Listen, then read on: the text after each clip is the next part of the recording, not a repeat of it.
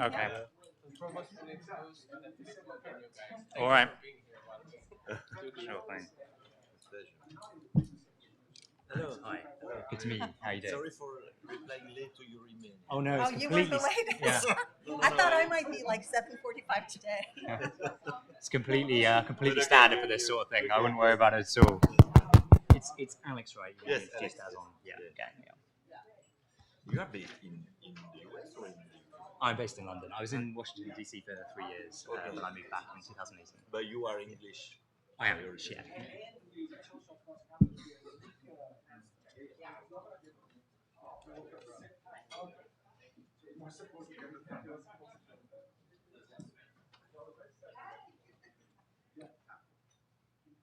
Good morning, everyone. My name is Kai Lee. I'm the provost of the university. And I just want to use this opportunity to welcome all of you, and I'm so glad we can do it in person, to the 2022 Antitrust and Competition meeting, this conference here, which is hosted by the George J. Stigler Center for the Study of the Economy and the State at the University of Chicago Booth School of Business. The Stigler Center was founded 45 years ago as a partnership between our university's Department of Economics and the law school. And the hallmark of the center then and now has been really to focus on interdisciplinary research and to make the connections between politics and economics and regulations, marketing, among other topics. And this particular conference that you're gathered here today really help exemplifies the purpose of the Stigler Center, as we can see that many top scholars representing from different disciplines and different countries from around the world are gathered here, alongside with policymakers, practitioners, and other stakeholders. And so I'm really grateful and happy to see all of you here. The importance and the timeliness of this topic does not really need any further clarification. And this has been the case for other conferences that is put up by the center in the past. And I find it particularly befitting for this discussion to be here today at the University of Chicago. As you know, the university, and the often referred to as the Chicago Principle of Economics, were the foundations of reforms in antitrust policy that took place many decades ago. The fact that the university continues to be engaged in these conversations many, many years later is highlighting our commitment to vigorous inquiry, as well as open dialogue, and really our commitment to challenging conventional wisdom, and you're here to do that. So I trust this will play out in various ways in the next 2 days at the conference as you really gather and work and explore what is going to come next in antitrust, competition policies, and beyond. I would like to take this opportunity to thank 3 individuals from the Booth School of Business for organizing this event. Luigi Singalis, the Robert C. McCormick Distinguished Service Professors of Entrepreneurship and Finance, and George G. Rindler, Faculty Fellows and Faculty Director of the Stigler Center. Guy Ronick, Clinical Professors of Strategic Management. And in front of me, Filippo Lancieri, Postdoctoral Fellow at the ETH Zurich Center for Law and Economics and Research Fellow at the Stigler Center. And thank you to you all, the invited speakers, the participants in this important conference. I am sure that interesting conversation will unfold in the next 2 days, and I wish you a very productive conference. Thank you.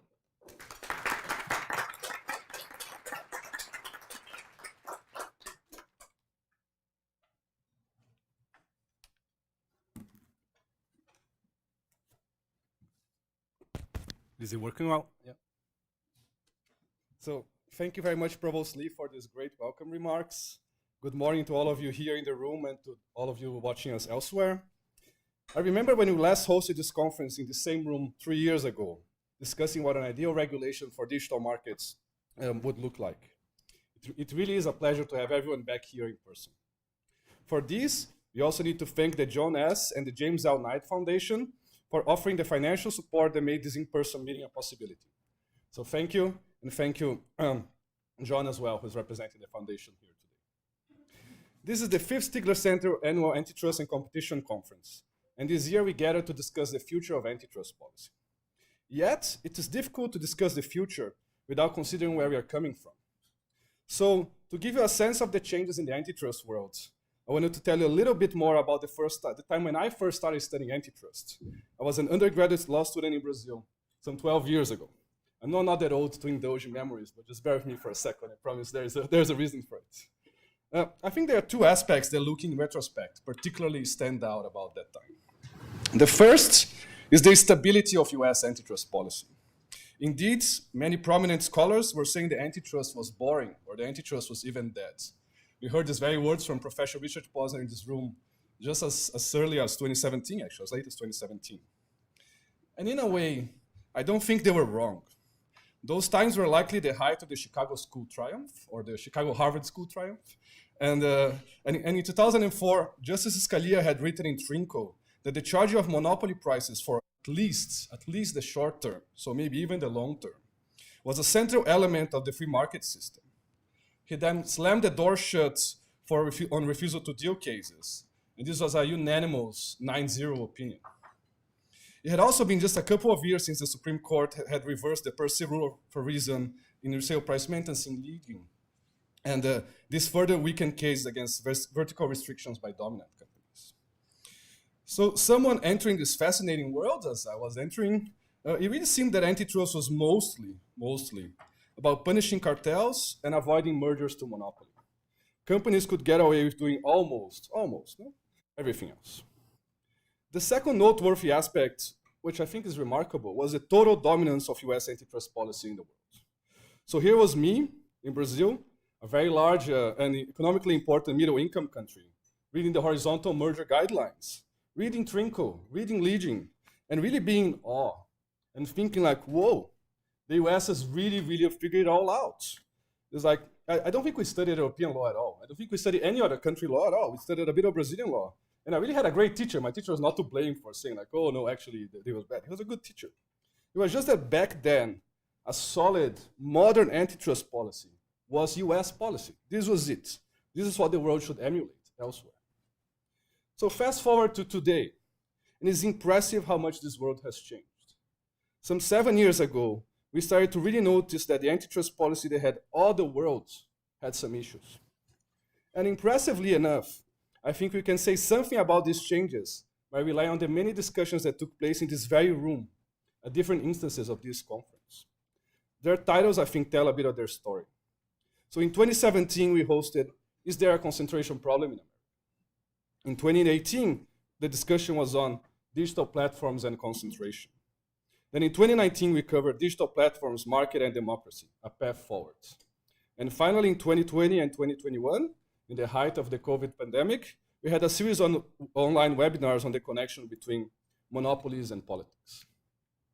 And this brings us to 2022, antitrust, what's next? And why what's next? I think that different people in this room, they're gonna have different answers. For me, it's what's next for two reasons that I think are connected to these memories that I just shared with you. The first is that, unlike 10 years ago, antitrust is no longer stable. Antitrust is no longer boring. Actually, on the contrary, it now seems that everything is fair game for antitrust policy. Antitrust is now being asked to tackle problems around freedom of speech, the political influence of large companies, labor concentration, inequality, privacy, the green revolution, national security, the COVID pandemic, and inflation, just among some topics other topics that I could be listing here. Yet, as George Stigler, the namesake of this center, would readily remind us, a public policy cannot do everything. It needs to have guidelines and limiting principles that enable public accountability from society. Otherwise, policy changes may end up doing more harm than good. So the fact that regulatory capture exists and that it is rightfully a major reason for concern when you're talking about public policy should not, though, be a reason for inaction. It is too easy to shout capture as an empty slogan and then forget that the ultimate form of regulatory capture may be the total absence of governmental intervention in areas where governmental intervention is needed. In my view, what Stigler's seminal lessons really do is to challenge us to design better public policies and more transparent and accountable institutions. This incredible cohort of scholars, policymakers, civil society representatives, journalists, and all others will discuss many interesting and fascinating topics in the next 2 days. As we do, I think we should always keep in mind that it's our role as a community to come up with guidelines and limiting principles that can help ensure that antitrust policy continues to improve welfare as it improves beyond its boring core. The second reason for what's next is because, unfortunately, US antitrust policy must leave its comfort zone and move forward. The real question should be, to where? The sad reality is that it's very hard to quantify how much American international goodwill and soft power has been squandered over the past decades in many different areas, antitrust being one of them. Nowadays, when I look at Brazilian antitrust syllabi or the syllabi of competition law courses in other countries, it's sad to say that no one's in awe of the US anymore. It really seems that US antitrust policy has lost its real backbone, the real reason why it led the world, and this was its ability to adapt to changes in market conditions and academic scholarship before everyone else did, and in doing so, leading the rest of the pack. I'm a proud holder of a UChicago PhD, or JSD as we call it in the law school, and a strong believer that free markets are the best mechanism to improve people's lives. Yet, free markets need sound antitrust policy, and a sound global antitrust policy needs the US pushing us onwards. Antitrust is currently at a once-in-a-generation inflection point. This is not a bumper sticker or something that you put on your car or tell someone that you don't know much about the policy. This is reality. It's already happening elsewhere in the world. I hope that in 5 years, when we host the 10th annual Stigler Antitrust and Competition Conference, we'll look back on the next 2 days and say that they indicated solid paths for the evolution of US competition policy. We need to recover that core that allowed us to adapt policy to reality. Thank you very much. I'm looking forward to the discussion. And with this, I pass it to Henry. Thank you so much for moderating the first time.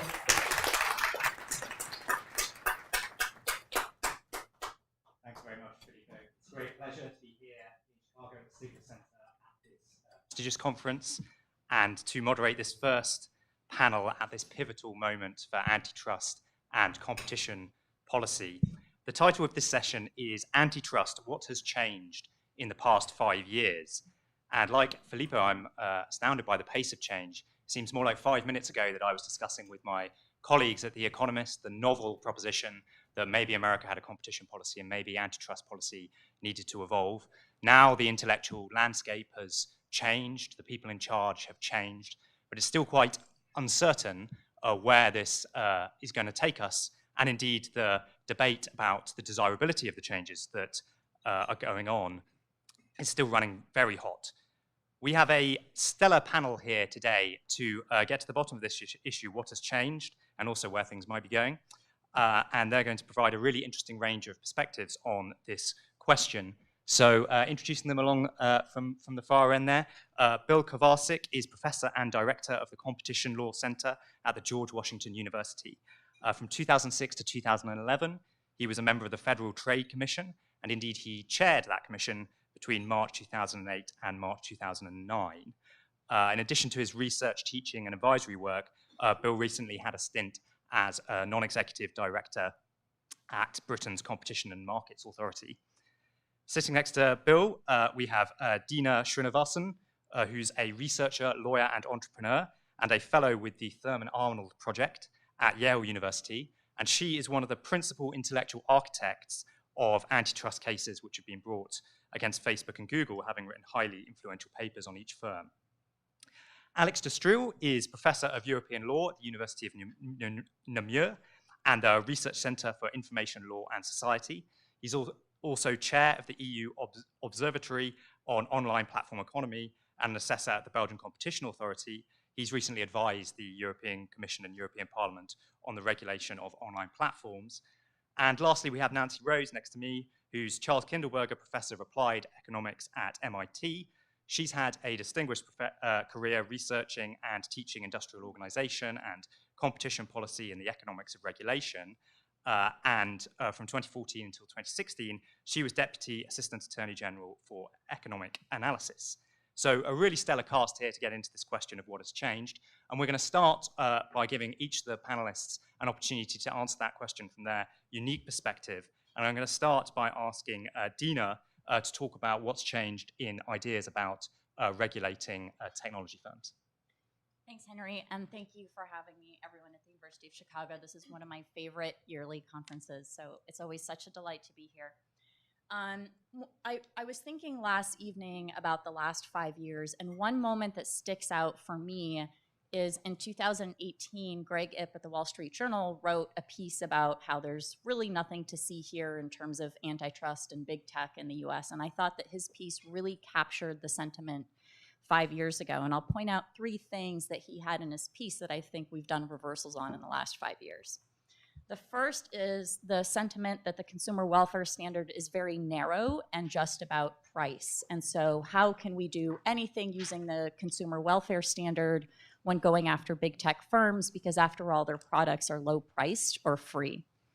The second was this idea that was really popular back then that firms like Google and Facebook and Amazon are just naturally big and they naturally consolidate because of data and network effects. And it was something that people just said offhand. They kept, referring to data and network effects and saying, it's just natural that they would consolidate. And the third thing that he said is that, well, because of these 2 things, we'll never see regulation. There's no moment for regulation with respect to tech in the US. And we've done reversals on all of these 3 things, but I wanted to point out a few moments that I think allowed, that helped build momentum. I think for times like these, it's always about building momentum. And of course, one pivotal moment was Lena Kahn's 2017 paper about Amazon and the Amazon antitrust paradox. One of the things that paper did was to sort of question whether the consumer welfare standard, again, was too narrow in the US to go after big tech. At the same time, the University of Chicago, that's the sort of birthplace for this standard, was pushing back and starting these conferences and opening up the floor to critical thinking. And I think that was really important. And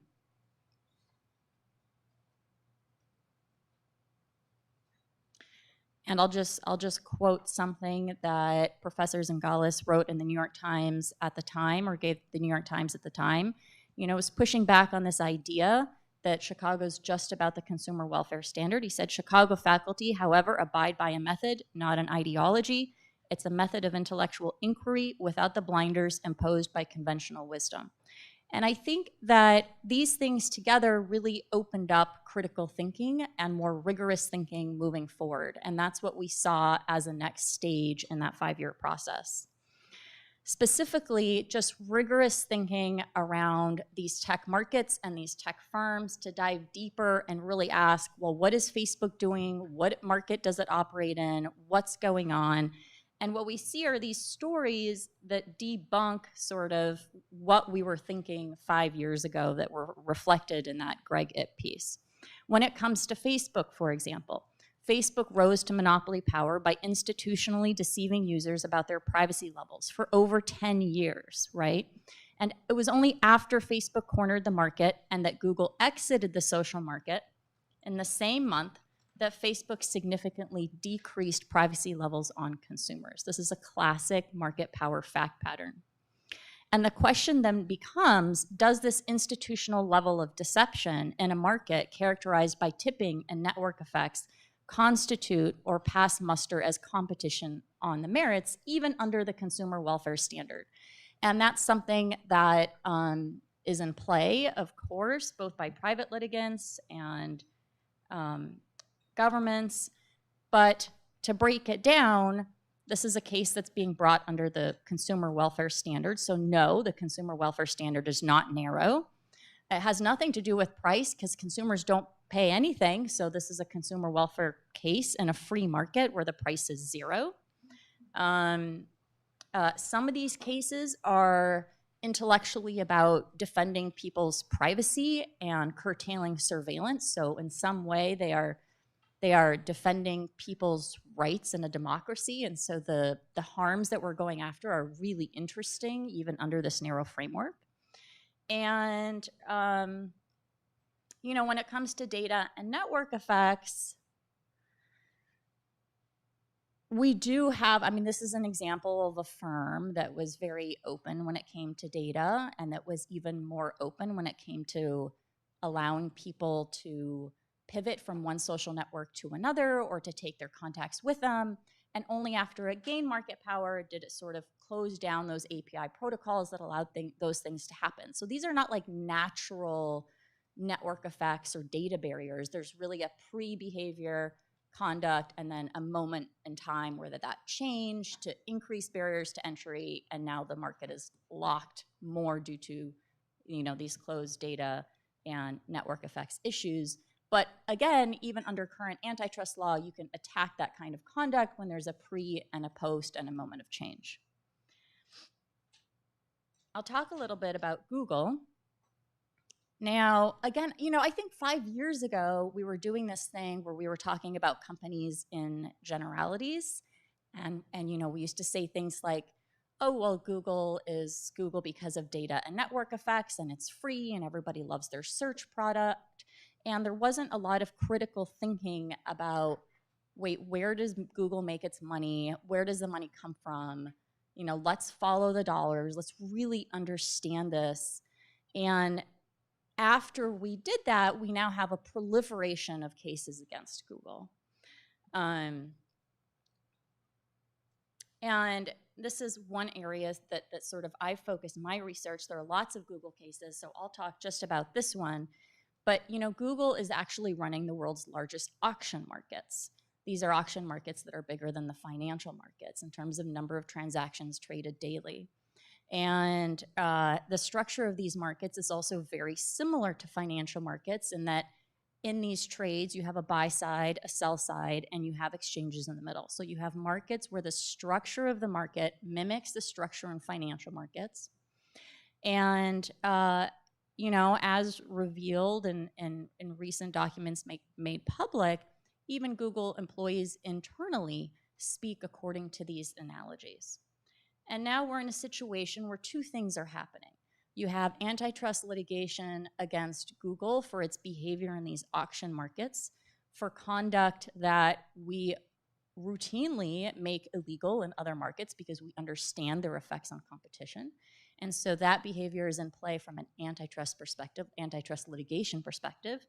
At the same time, we can draw parallels to legislation and say, well, we don't let the New York Stock Exchange own Citadel. We don't let those two companies be part of the same roof because those are unreasonable conflicts of interest. One of the things that happens with data in those situations is you have impermissible use of data. You have basically insider trading.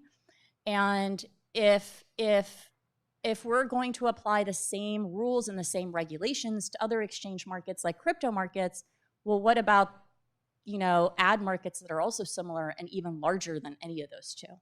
Do we just take the rules and the regs from financial markets and apply them to the advertising exchanges that fuel really all of the revenues for Google and Facebook? Because, when somebody's making $200 billion a year, they're making $200 billion a year in these little micro auction markets that are trading buy-sell exchange. And so now we're in a situation where the Senate is rumored to be introducing a bill to do just that. And it has bipartisan support because, of course, we can, it's easy to agree that there should be structural separations or the management of conflicts of interest between a brokerage and an exchange. And, it gets kind of fun because the regulation is riddled with things like non-discrimination rules that normally would be very politically divisive. But when framed as fair access, for example, to an exchange, it's a very non-controversial topic because this is a framework that the US has come up with that is a that is a soft power issue, frankly, for America globally, our structure around financial regulation.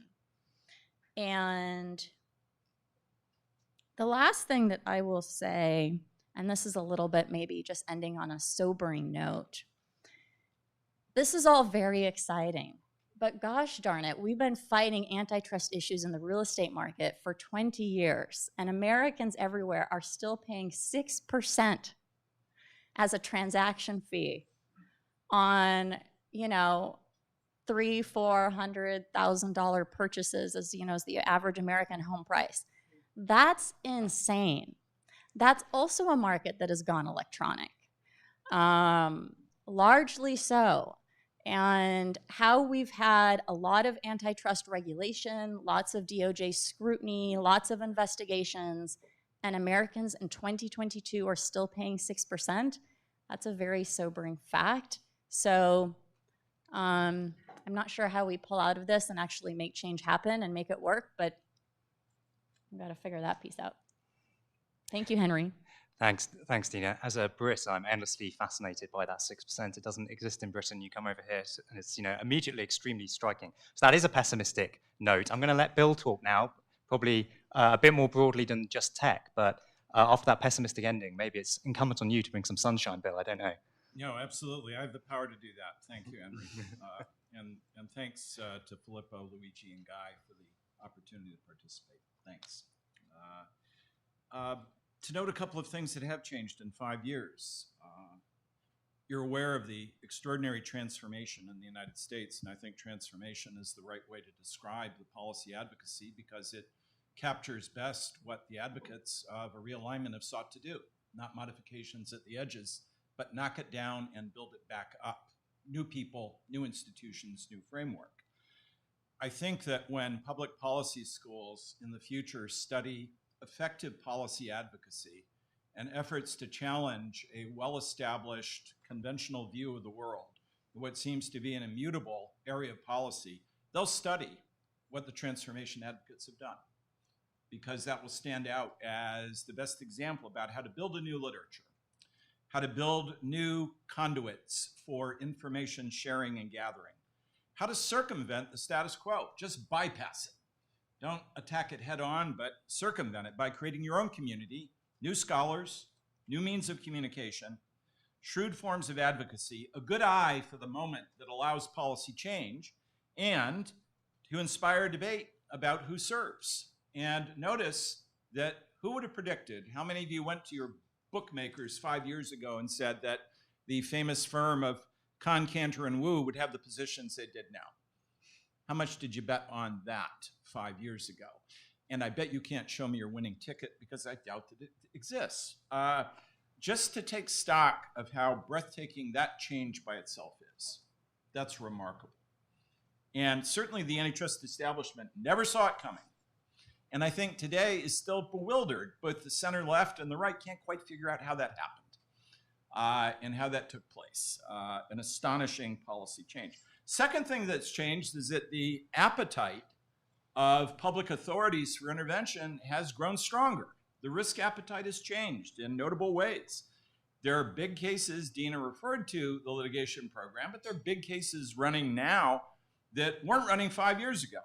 All the litigation involving Facebook and Google, to take two, cases against Amazon. In the US environment, each federal agency and many state governments have bet your agency cases now running against the leading figures in the field. What's a little bit sobering about that is how long they are likely to take. Impossibly long. Can you believe that the trial date in the Facebook case has been set provisionally for February 2024? That case, if it goes through appeals, will not be resolved until 2026, maybe 2027. Not exactly the speed of light. And the Google example is not a whole lot more encouraging.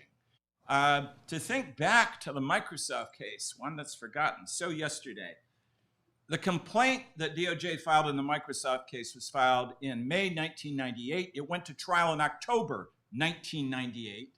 The appeal through the DC Circuit was completed by July 2001. That was barely more than 3 years from the filing of the complaint to a decision in the Court of Appeals. And that's not going to happen here. So you can wonder, despite the new activity in the US, is the antitrust technology fit for purpose anymore, the conventional mechanism? I think there's a reason to be concerned that it is not. But the cases are running. That's important. I think we have reflected in the work of a number of agencies the new risk appetite. And one thing that's new that wasn't so vivid in 2017 is the emergence of authorities outside the United States as notable players. I'm going to highlight one that, as Henry mentioned, I have an affiliation with, and that's the Competition and Markets Authority. What it's done is build the best research program in the field. It has built a litigation program that has major ambitious cases involving merger enforcement, abusive dominance. It is positioning itself to implement the DMU, whatever form that ultimately takes, and crucially, it's building a staff to do this work. What they decided 5 years ago was that having an agency that consists chiefly of economists and lawyers is not going to do the job in the tech space. They said, we're going to build a team of technologists, computer scientists, engineers, and quants, because they have to be able to understand what's going on inside these institutions and organizations in order to do good work. They have a team of 50 people now, 50, that provides support for work throughout the institution. There's not another agency on the planet that's doing that now. And I'd assert that without building that capability, you can't do effective work in this area. You will not succeed. They built 50. That's an extraordinary investment over a 5-year period of time. When it was happening, a number of observers said, why are you doing that? That is, why are you making the capital investment? And the answer was to be able to do good programs that will run over that infrastructure over time. I'll assert to you that it's the best competition authority on the planet today because of how they built the means to do the job right. Now, of course, there's a lot of work to be done. How will it turn out? I don't know. But if I were going to place a bet on any single agency that's positioned itself to do effective, successful work here, it's the CMA by far. I didn't do it, but I certainly got to see it happen alongside other agencies that were not doing it. The US agencies are desperately far behind in building that infrastructure. Another thing that's happened is that with the emergence of the diversity of effort, the multiplicity of effort that Dina referred to, is there's a growing recognition by agencies that the effective strategy is going to be working collectively to hunt in packs, not to work individually. That building a large coalition that has some coordination on the prosecution of cases, some coordination on the formulation of theories, some coordination about the strategy of phasing, puts you in a position to do several things. One is to go down the learning curve collectively in these cases, which is vital. Second, to blunt political opposition, enabling you to say, I'm not a rogue crazy agency, I'm one of 20 rogue crazy agencies. Or 5, it's harder to make the argument that you're out of your mind if you've got a lot of company. And third, to build a research program that puts you in a position to amass the work and understanding that enables you, instead of chasing from far behind to understand what's going on, to be at the state of the art. That in many ways is a result of COVID and a recognition that desperate necessity pushes you in the direction of a deeper form of collaboration and policy integration that didn't exist before. And a related form of cooperation, I see this most strikingly in the UK, is a decided effort among the related disciplines of competition, consumer, data protection, to work together, to see the formation of dedicated teams across agencies that are working together on matters. The collaboration that happened on the Google Privacy Sandbox matter is a 3-agency cooperation that went beyond writing an MOU, who cares, but actually putting staffing behind it to make the development of the program effective. That wasn't happening 5 years ago. It's happening now. That's a major policy change. I'm going to finish by mentioning some things that have not changed. The US courts have not changed. The Biden administration has shown no evident effort in picking appellate judges who have deep background in competition and consumer protection and want to push the regulatory agenda towards more intervention. It's been a year. You don't have much time. Where are your Borks, Scalias, Doug Ginsburg, Steve Williams, Richard Posner's, Frank Easterbrooks? Where are these people? You haven't picked one. And if you don't start putting your friends in there to do this kind of work, as these cases come along, good luck. Because that's a major change that's going to take place. So the courts haven't changed a whole lot. That's daunting. Not impossible, but daunting. U.S. legislation, well, Mr. Godot has been said to be coming for a long time with new laws. More money, he's coming. Hasn't shown up yet, has he? And exactly what is he going to do? I don't think he's going to do the fundamental rework of the U.S. competition doctrine system. You take the recommendations from the Cicilline majority staff report, you have a shopping list of cases they wanted to change, they're not going to do that. It's going to be something on tech, but will they do that symbolically and say, hey, we did the job, time to go home? Or are they going to not only provide a broader platform, better tools, fix the FTC's many institutional disabilities when it comes to power and authority, clarify points that would be easy to do? Are they going to do any of it? And yes, where's the money? Where's the resource to support this? Where is the backing to put at least the agencies on the footing of the CFPB? Or are we just going to talk about what to do? And adding new bodies by itself is not going to be enough. You need the capabilities and the depth in order to do this kind of work. Those things haven't happened yet. Maybe some of them will be coming. My gloomy thought is that if you don't build that infrastructure effectively, you will replicate the experience of the 1970s when we had a major attempted transformation and major new legislation, major new cases, but the infrastructure lagged so far behind the initiatives that the initiatives, in many instances, fell to pieces. And we don't seem to be recognizing that if you want broadband quality policy results, you can't do it on dial-up institutions, but that's what we're willing to pay for at the moment. Last, a little bit more, a bit of optimism, but also pessimism. I see real estate a bit differently. I don't think it's 6% everywhere. There are places where it is not 6%. It is fee for service in a number of instances. Why did that happen? A case called Real Comp that the Federal Trade Commission brought, a report that the FTC did, some efforts by the DOJ. The issue is, why wasn't there a persistent effort to carry that forward? And I'd say a grave problem that you face right now is that if you accept the Joe Biden 40 years of failure precept, if it was 40 years of failure, why would I ever look back to the wasteland to learn anything and carry it forward? Because it was all depraved. If you don't look at the past 40 years, there are a few nuggets there that are really good for your program to carry ahead. But if you can't have a somewhat discriminating eye about that, you're going to build it all from scratch. So, good sign, there are things there that worked and are useful. Sobering side, do you want to learn from it? Thanks, Bill. Just picking up on something you said at the start there about how new forms of media and tech in some part enabled the changes that have taken place, enabled the subversion of existing ways of thinking within antitrust. I find that quite interesting that even antitrust itself is not immune to the sort of societal changes that technology is forcing on society, and in which antitrust scholars are themselves so interested. Nancy, your perspective is from academia, often said to be a lot more slow-moving, fairly or unfairly. Can you give your sense of the extent to which academic economics has contributed to the changes that have recently taken place? Sure, and I'd like to also weave in a bit of my perspective as a former enforcer. Admittedly, part of that failed 40 years. Maybe give you a little bit of a different perspective on that. Is this on? Can you guys hear me? Okay. So in terms of academics, it's interesting. In some ways, we're slower moving. In other ways, much faster.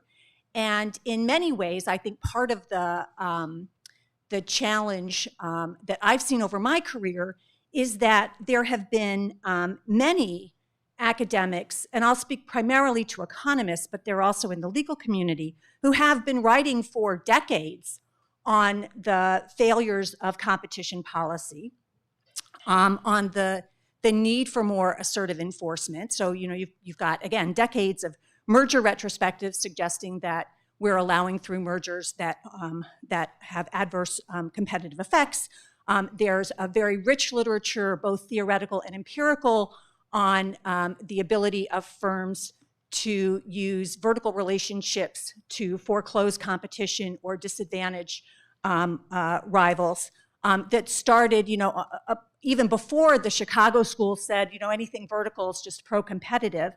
Work that's engaged in exclusion and predatory behavior. I think, what I see that's changed over time is that those early voices maybe spoke to one another but didn't really have a lot of traction often in terms of moving quickly into policy.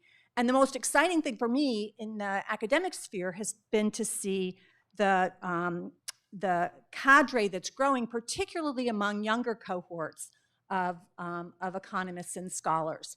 And I'd add in the lawyers into that space as well.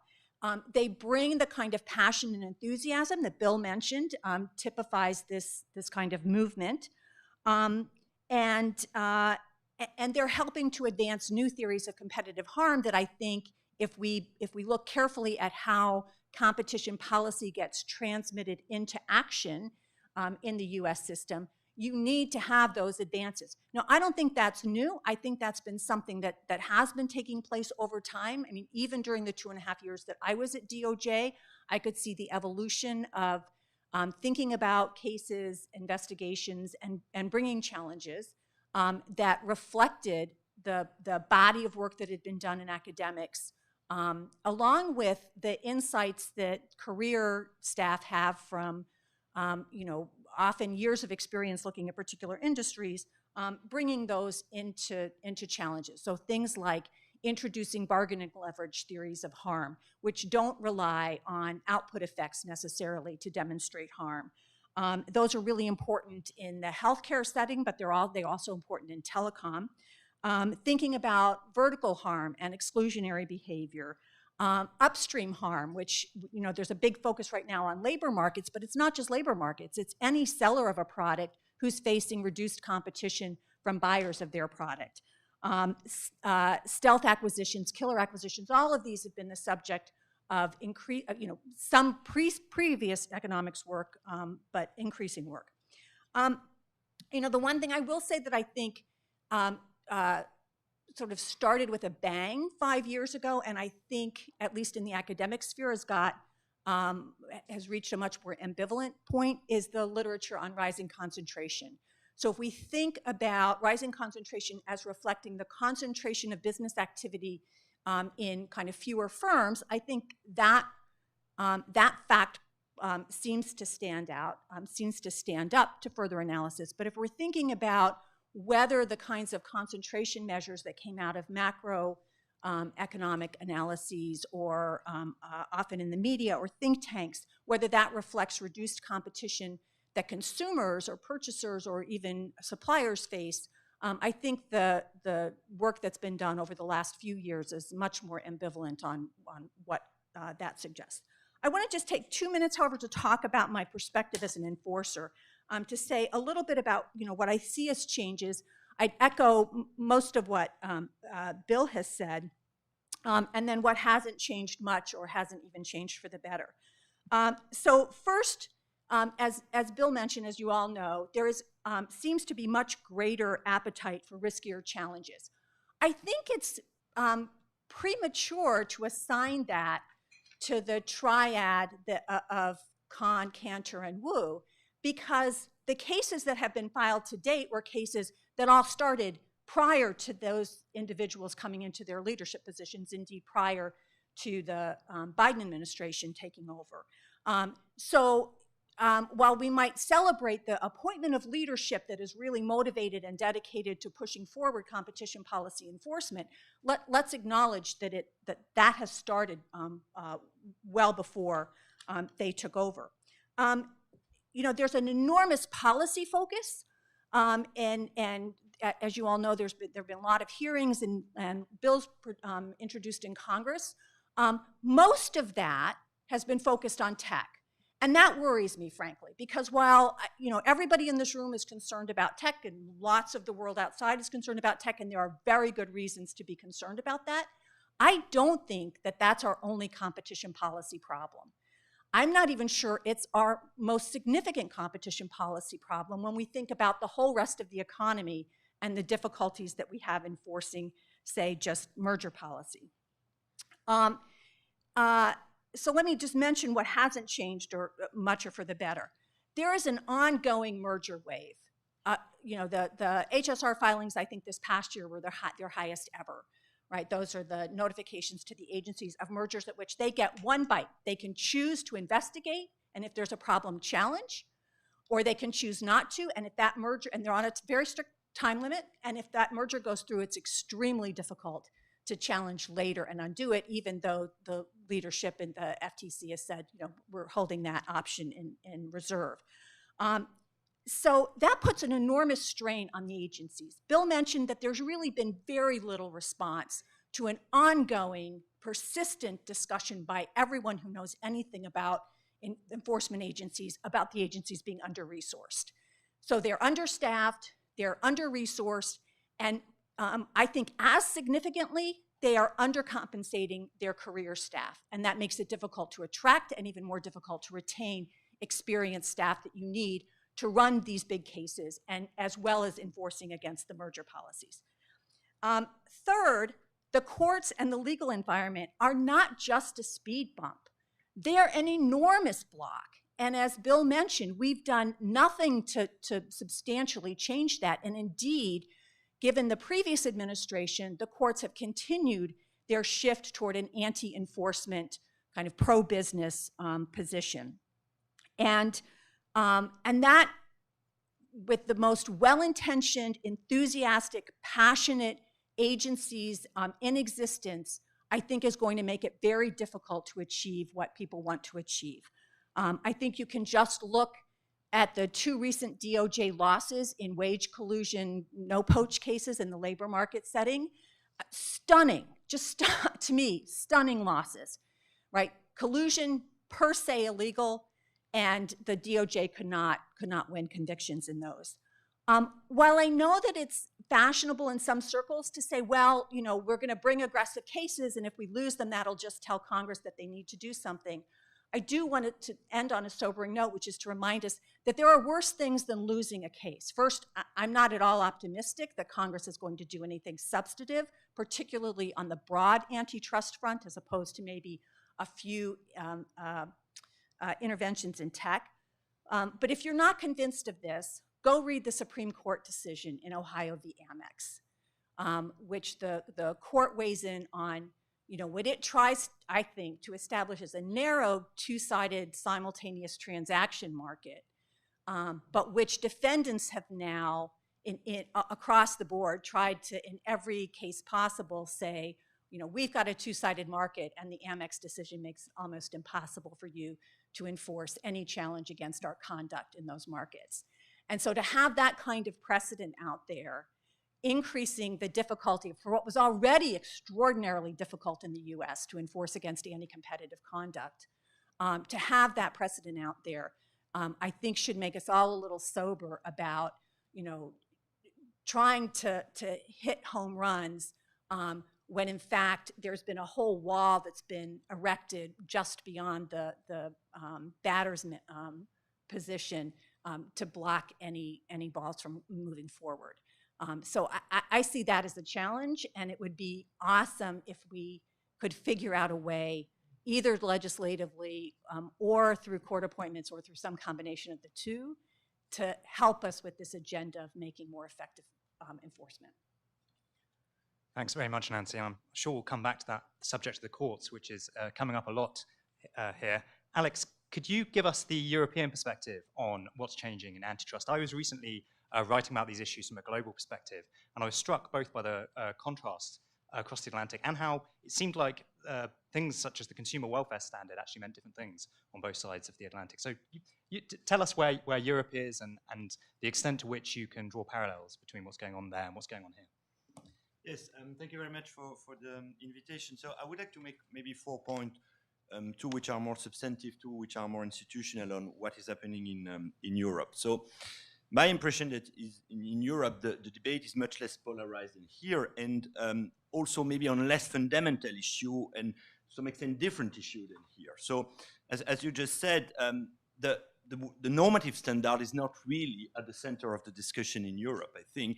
There is, of course, some discussion whether we need more or less economic approach, and the Intel case that has been recently decided by the General Court in Europe, which is tending toward a bit more economic and effect-based approach, is interesting. But I think the normative standard remain really rooted in the ordoliberal tradition that we have in Europe since the beginning, in fact, and which is consumer welfare and competitive process.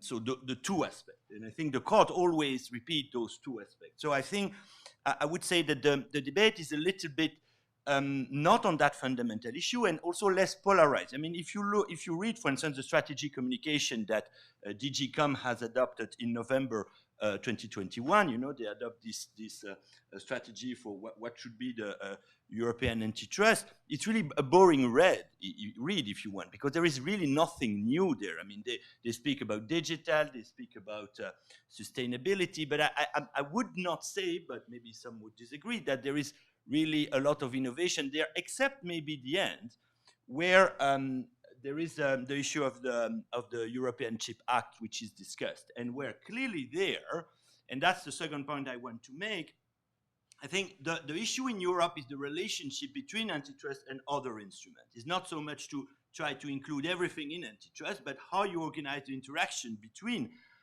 antitrust and, for instance, industrial policy, or this willingness that you find more and more within the Commission and within the member states of having a European autonomy. And I think what happened with the European Chip Act is interesting, because clearly there you see that the state aid rule have clearly been relaxed by the European Commission to allow those subsidies to attract more chip factories in Europe. So I think that's where you could see a tension, and this tension is probably one of the most important that is discussed now in Europe. Another thing, of course, and it has been mentioned, the tension or the interaction between antitrust and privacy protection. Okay, so clearly, I think on that, the European Commission has kept a relatively traditional approach when they have, for instance, authorized the Google-Fitbit merger with remedies, but they didn't prohibit it. And so they clearly said again that antitrust is not a tool for privacy control.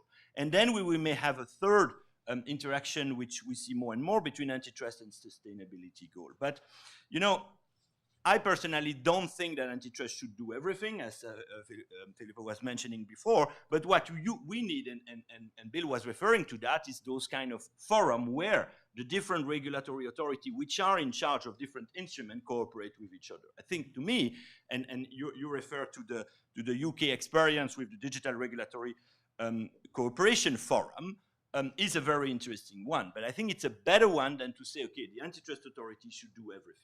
I think it's better that everyone keep its own role, but they discuss and cooperate with each other.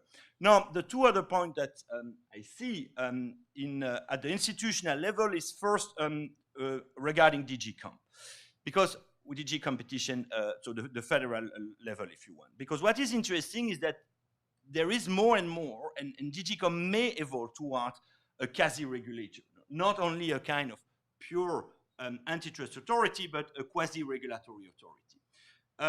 And there is two initiatives which are going in that direction, one which was aborted and the other one which was adopted.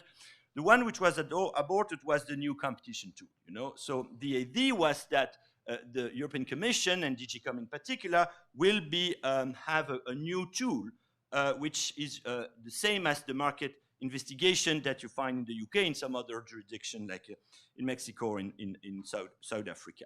Now, if that proposal would have passed, that would have meant that DG Com would have really a powerful tool to investigate every what they call case of structural risk or risk of lack of competition. And we mean, for instance, oligopolistic market or tipping market, and the DG Com would have been able to impose behavioral and structural remedy. Now, this thing, as you can imagine, led to a strong opposition from the business in Europe, and so was abandoned for now. But I would not exclude that it will come back at some point. I think the debate was a bit too much rushed, and that is why it failed. But I would not exclude that it will come back, and personally, I think it should come back. But then there is this other more narrow initiative, which is the Digital Market Act, which is an important one, but it's just on digital. But there again, I mean, DGCOM will probably be the main enforcer of this new piece of law.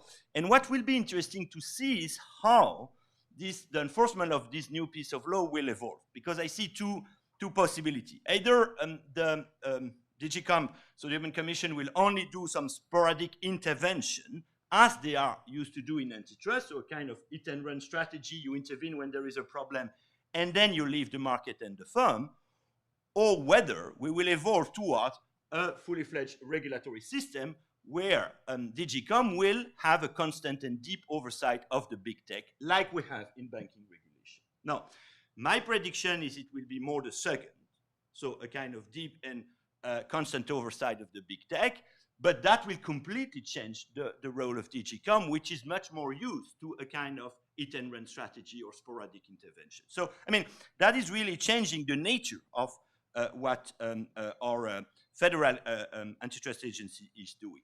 And then, and that's the last point, institutionally, is the role of national competition authorities. So the authorities of the member states, not the European one. And there, what I see and what we see in particular in digital, but also in other sectors, is that they seem to be much more innovative and daring than what the European Commission is doing. You know, if you see the German Facebook case, which considered a combination of personal data as an antitrust offense, if you see the French Google case with the relationship with the press publisher, which thinks that it's an unfair practice that Google do not pay the press publisher. I mean, this is something which is really pushing antitrust to the extent that the DG competition is not doing. And that is that will continue, in particular with the DMA. I mean, the German competition authority has already clearly said, I mean, the DMA is a kind of minimum harmonization for Europe, but we can and we will go further than that in Germany with our new law. So, you know, I think that that's interesting because that is showing that the national authorities tend to be more agile and more ready to experiment than the European Commission, and maybe we see the same thing in the US, in fact, where some attorney general go further and are more agile than the federal agencies. So there is pros and cons in that, of course. The pros is that it push the innovation further. I mean, the antitrust innovation further. The drawback, of course, is that it risks of leading to a kind of fragmented and differentiated antitrust enforcement across Europe, undermining potentially the internal market. And so I think it's very important that we rethink maybe the coordination between those national competition authorities and the Commission. And it's exactly what Commissioner Vestager has announced last month, that they will rethink, I mean, they will rethink the decentralization process, not necessarily to say that it will be abandoned, but I think there is a lot of rethinking the learning that can be done at the national level, how that can be imported at the federal level.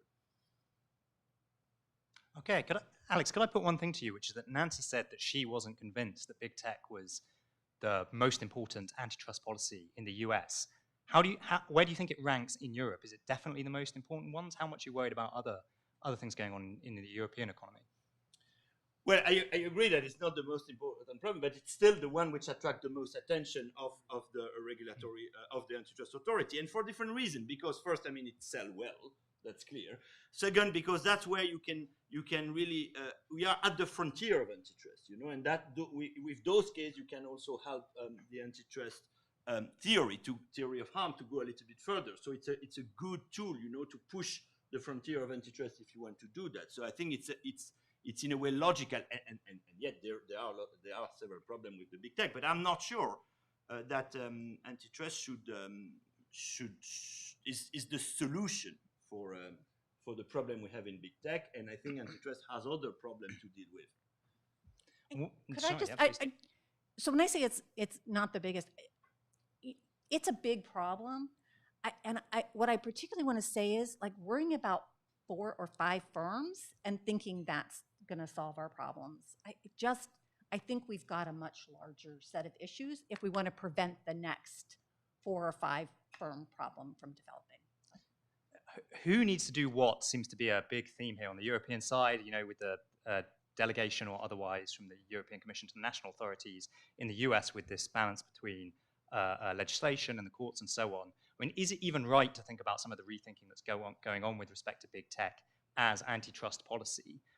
People are talking about antitrust being asked to do too much, but if the Klobuchar bill passes, for instance, if Congress just decides it wants to implement regulation on the tech industry in a new way, is that really antitrust policy being asked to do more, or is that a separate set of issues? Bill, what do you think of that? To some extent, it is stretching the antitrust system, but it does also implicate a variety of other policy domains that are adjacent or overlapping.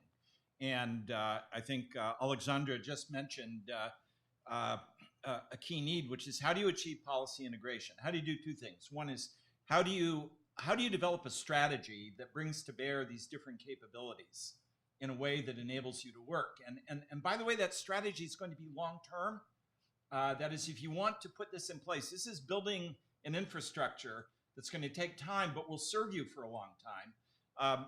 The last previous major policy transformation attempted in the US was 1980-81. Having lived through that wrenching transition, what strikes me in comparing that experience is that Reagan had 2 terms with Bush following. That's 13 years to imbue the agencies with your philosophy, your appointees, your judges on the courts. I think if I were thinking now about these integration tasks, I'd say, where do we want to be in the next 5 and 10 years? It's partly a question of how many elections you're going to win, and you have a consistency of appointment, which is unknowable, difficult, but to see this as a long distance event where you want to start thinking now about building the relationships strategy inside agencies and across agencies. And there are some models now you can draw on. It's a place where academic hubs, I think, can play an enormously useful role in helping map out what this policy space looks like, what the intersections are, and to draw from what we know about management and planning. And here I pitch the CMA again. I've never seen a better methodology for setting priorities, program development, and project selection, where this is the focus of what they've done in so many ways, to carry that across to a multi-agency cooperative framework, but to realize it takes time. That is, the relationships do not emerge spontaneously. You can draft cooperative instruments, but unless you have sustained commitment from the agency top, middle managers and case handlers, it won't work.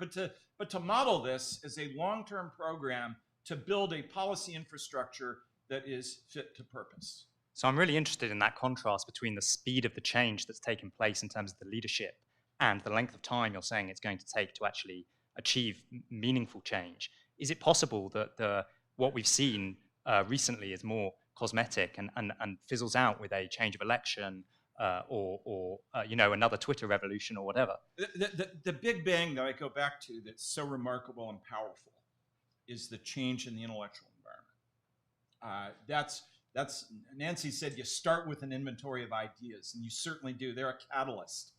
But then you need an implementing mechanism to put them in place. And I think the ideas are there now. There's a will to use the ideas in a much bolder way. But what about the infrastructure to make it work, delivering? And the concern in the background is that if you promise the universe and you can't even deliver Kansas City, that's a source of cynicism and doubt about what you do in the future. So I'd say the idea is so important and so remarkable. And a lot of it happened here. People in the room here were responsible for that. But to build the mechanism to carry it out and realize over a period of time, that's, I guess, to create the awareness that we expect that to happen, that we don't just want more cases, we want more mechanisms to make sure that they'll work and to make that part of the report card. What's the basis for the grade in this course? Yes, it's the deliverable outputs that we see in the form of these initiatives. but it's also building a system that ensures that once the takeoffs happen, the landings will be good too. One thing we haven't discussed an awful lot, Nancy mentioned it briefly, was antitrust and labor markets, which seems to me to be an increasingly sort of fashionable area, and it seems that policymakers are interested in that too, the extent to which antitrust policy should be thinking more about monopoly power in labor markets and so on. Dina, do you have a perspective on how that applies to big tech? I mean, I know they've taken some heat over stitching up labor markets. Is that an important part of the debate? Which part of the debate? About. I haven't followed the labor market issues closely. Oh, okay. Nancy, I know you've written on these issues, and I think you were especially concerned that the pandemic might sort of interact with what's going on with competition in labor markets. Do you have any comments to make on that? So I think it's a great area for antitrust to be pushing further on. I think in the merger context, which is where some of this has been playing out in the debates over increasing concentration of labor markets and the role of merger policy and disadvantaging workers. We've got the first challenge brought by DOJ that is founded, I would say, solely on labor market harm, which is the publisher's case, the Penguin Random House Simon Schuster merger case, where the challenge was founded on harm to authors. They've defined a pretty narrow labor market there. Some people have complained, well, they're worried about best-selling authors. They're not the workers we should be protecting. But again, we go back to, in the US, antitrust is a case-based precedential system. So if we can get case law that says we're protecting this class of workers, and that's the case DOJ thinks it can win, that opens the wedge to, I think, protecting many more. The intersection with tech that you mentioned, I think, the most obvious intersection was the Silicon Valley no-poach case that DOJ brought as a civil case. One of the concerns in the Obama administration was that they were seeing no-poach cases, that is, employers agreeing not to hire from each other, which reduces competition for workers. Those were being brought as civil actions, and I think DOJ and the FTC were concerned that civil isn't as much a deterrent to collusion as criminal, the threat of criminal action is. So the DOJ and FTC released guidance in 2016 saying future no-poach, naked wage-fixing cases would be brought criminally. I think we expected with the previous administration, there was word that criminal cases were coming, they were coming. They didn't come till very late. We just had the two that I mentioned that were brought and went down in flames with juries. So I think we've got a lot of challenge. Even the will to protect workers, which exists, I think in both of the agencies, they've got to figure out how to win in court if the deterrence is going to matter. But I think it's something that increasingly is getting attention, and the principal deputy at DOJ, Doha Meki, has been working on these issues at least since 2015 when I was there. And I think she's very concerned with how to implement more effective protection and enforcement in that space. Do you think the academic evidence is there that monopsony problems in labor markets have gotten worse? Are people waking up to that, or was it always a problem which only now people are coming to recognize? Yeah, when we say monopsony, it's a little bit like market power in I/O, and that encompasses a very broad range of problems. So you can get monopsony power from information problems or search costs, and that's not really a competition problem. I think the best evidence on competition problems, worsening outcomes for workers, the best paper that I've seen is Ellie Prager and Matt Schmidt's paper on hospital mergers, which shows that if you've got mergers that substantially increase concentration in the hospital market, not all workers are harmed, but the workers who specialize in healthcare, not surprisingly, who might be most affected by this increase in concentration in employment, do experience lower wage growth. And so I think what that suggests to us is not that we want a really blunt instrument, or not even that we want agencies probably spending their scarce resource dollars investigating labor market harms all over, but we want them to target where labor market harms might differ from product market harms and go after those.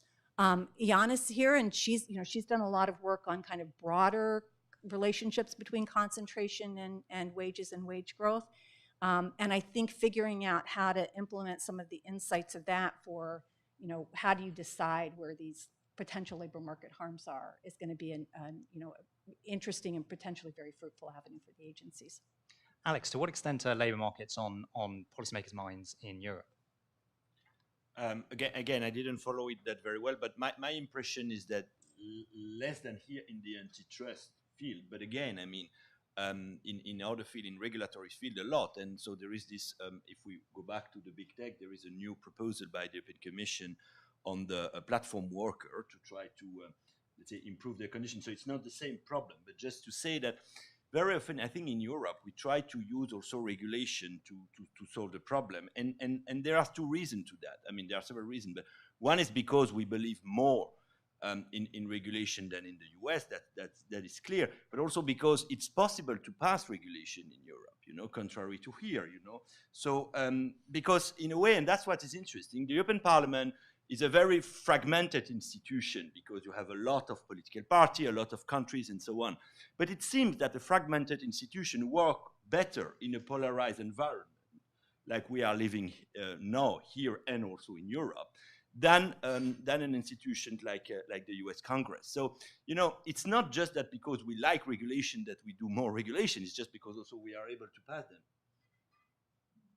Okay, Dina, I'd like to ask you about the consumer welfare standard. You said that it doesn't need to change much to deal with the problems that you've identified with big tech. But do you think it would nonetheless be a good thing if that was significantly revisited? I mean, what's the best framing of the consumer welfare standard in your mind?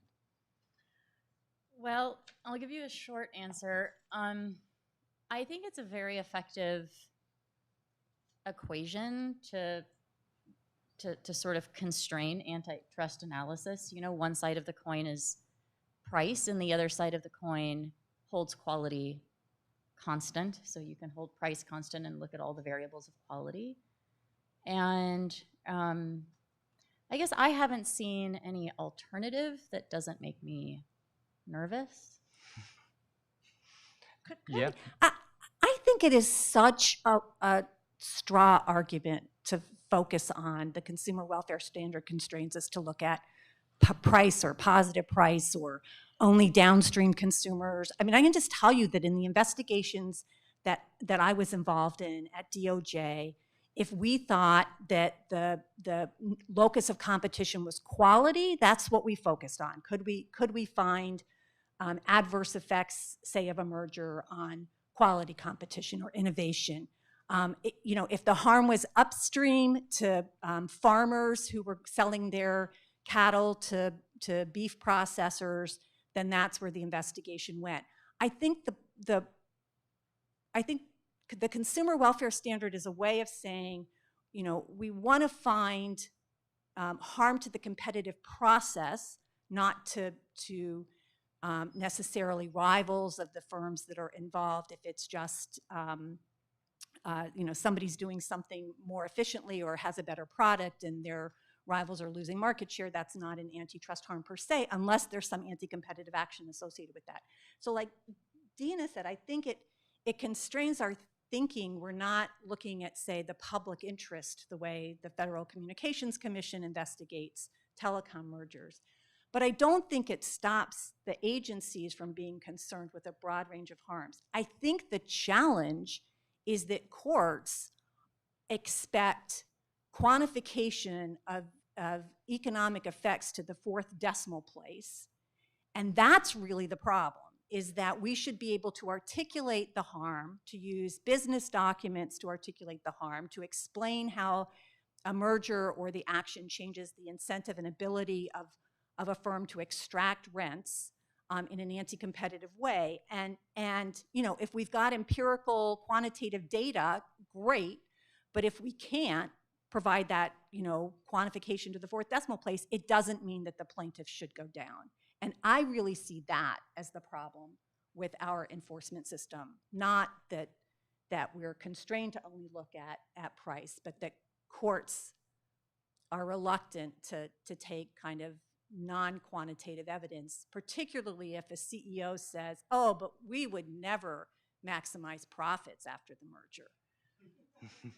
Henry, I think Nancy points to what I think would be a useful exercise to carry the debate forward. This is a broken vocabulary.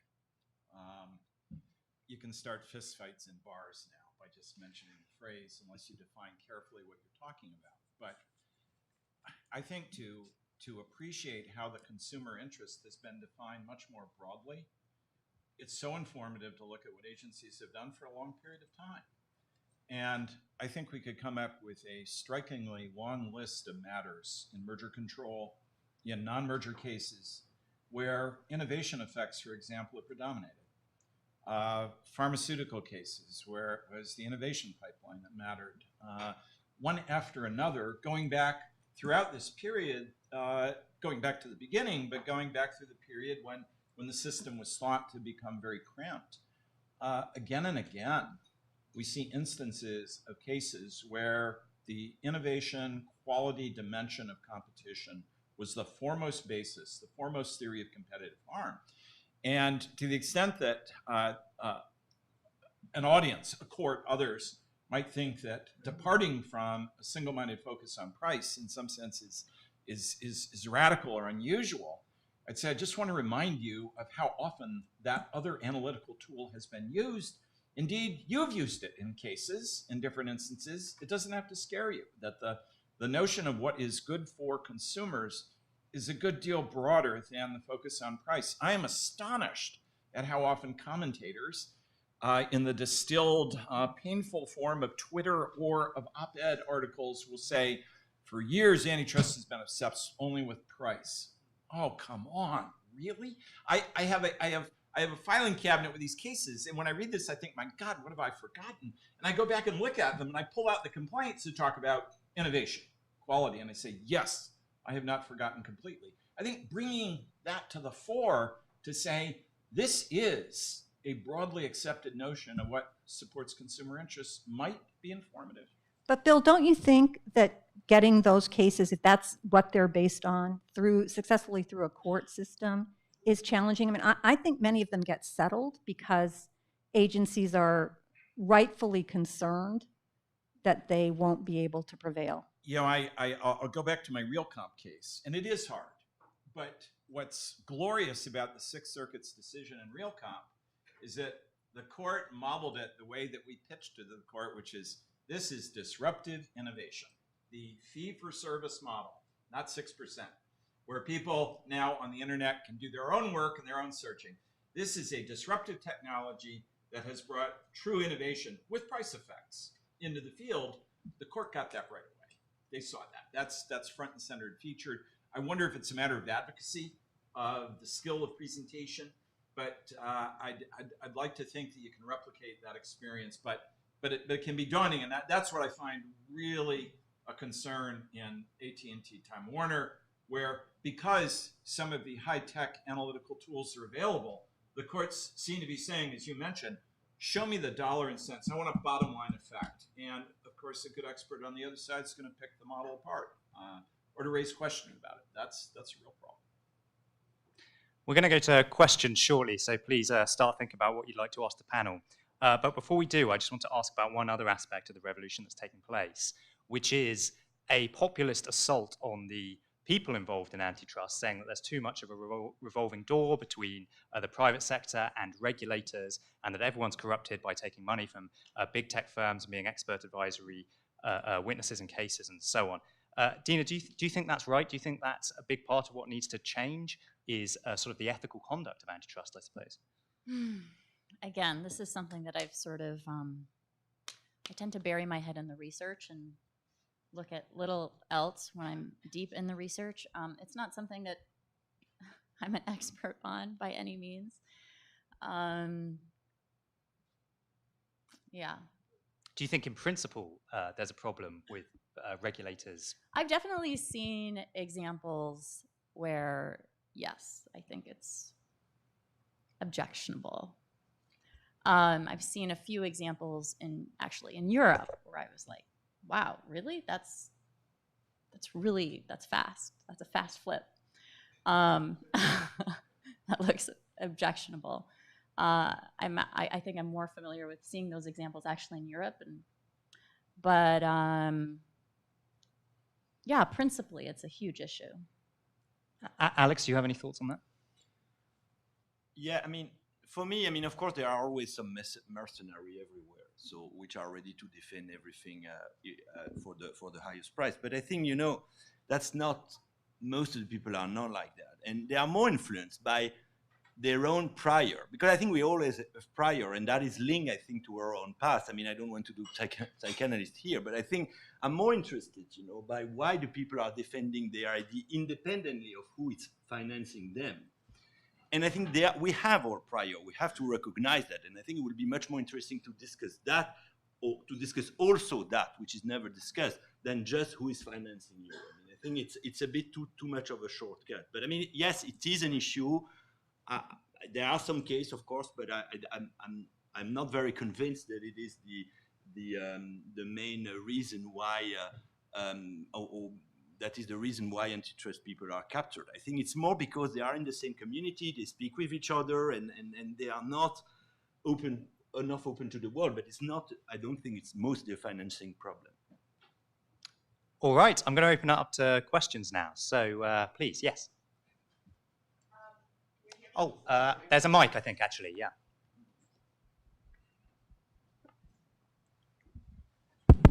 Thank you. I'm Cristina Cafara. I'm a consultant. I will describe my various conflicts at some point when I speak. I bring to this the experience and the background of an economic consultant, but I want to take issue with some of what Nancy said.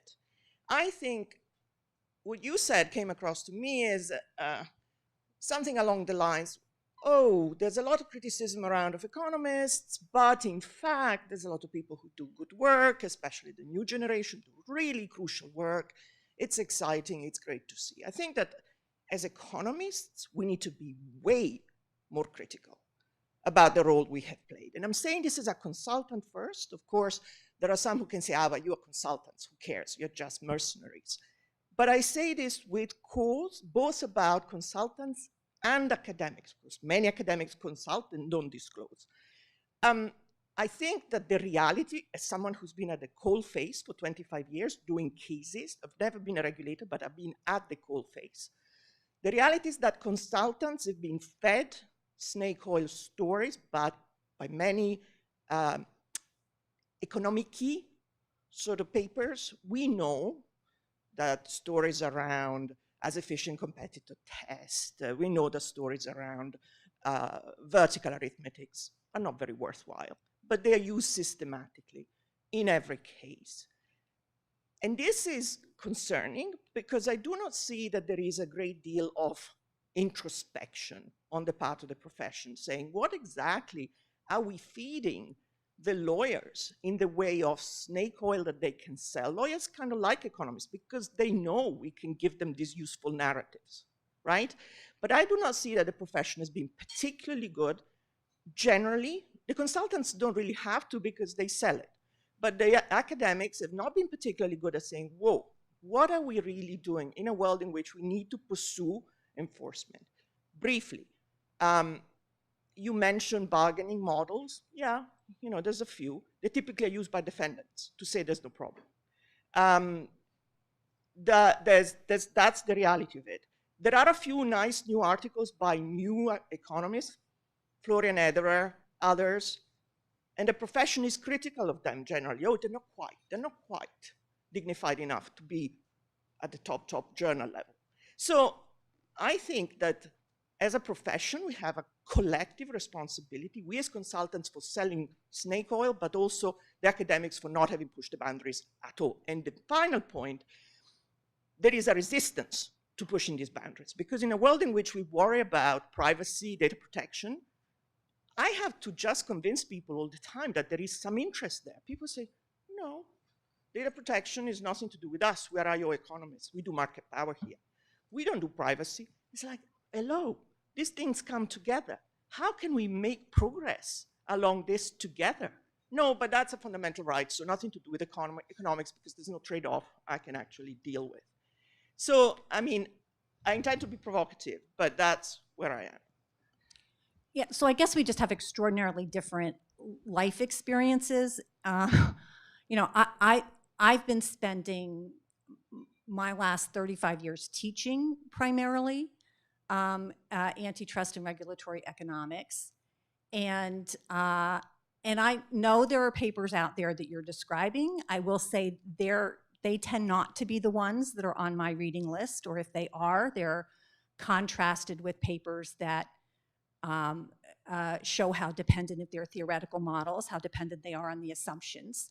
I see, at least the way I've trained my students over the years and the way I was trained, to be fairly skeptical of one side or the other, but I think that the dominant theme that comes through at least the antitrust learning that I've done through the academic literature and what I convey to my students is that the narrow views of what I'll call the Chicago school, but this narrow view that markets are self-correcting and you know, everything tends to be efficient, and if it's not in the short run, it will get there very quickly, is not consistent with the learning. You know, if you're saying we have a disclosure problem in economics, I'm not going to argue there. I think we've made a little progress since the financial crisis, but we still are not where we should be. I didn't disclose anything because I have nothing to disclose. I don't work for private clients. I don't do expert work. But I don't think that is a consistent policy. I think we're getting better. And I think if there's an interesting fact to uncover or an interesting theory to put forward, there are strong incentives in academia to do that work and publish it. So, you know, if you're not getting traction with people working on privacy, maybe it's because people think they should be doing empirical work, and it's really hard to think about how you get the data to do empirical work on privacy. But it's not to say anything you write is going to be accepted. There'll be a healthy debate, but I think if something like Tom Woolman's short piece on stealth consolidation or Florian's piece on killer acquisitions has had huge effects on the academic debate. It's had huge effects in terms of catapulting them to the front of people who are recognized as exciting young scholars. And, I think those incentives are there. All right, yes, I think there's one over here, yes. Oh, yeah, that's Mike. Thank you, Alden Abbott. I like Bill Kovasik's comment about case law. I think look at U.S. Microsoft case, for example. This was a case in which a D.C. Circuit, and Judge Doug Ginsburg had a lot to do in writing it, in effect was able to look at arguments, not about quantification of loss of surplus, but he says, look at these arguments defending the supposed efficiencies. There are a number of them. Some of them are potentially credible, others are not. And if we find some arguments that a non-exclusionary argument is pretextual or not very credible, we're not going to credit it. You lose. So I think that sophisticated courts, and again, advocacy is important, as has been pointed out, but I think a sophisticated U.S. courts will get that. And I think, as was mentioned, innovation has really shown up in court decisions, frankly. I think that's underestimated.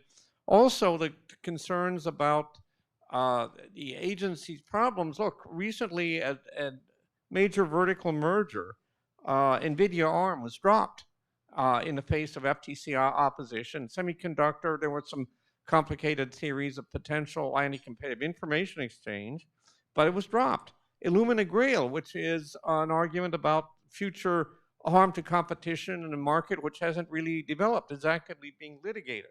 So again, I say that yes, cases are hard to win, but as is pointed out, I think if you've got a good story, it's not an impossible task. So again, I think I would point that out. I think there are good judges out there who, if they're given a good story, will understand potential harms to innovation and quality. Thanks. Would anyone like to respond to that, Bill?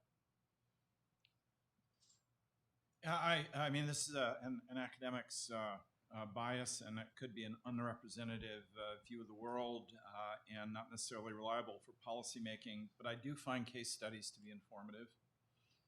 And I think detailed examinations of experiences where you won, where you succeeded, and to identify how that happened.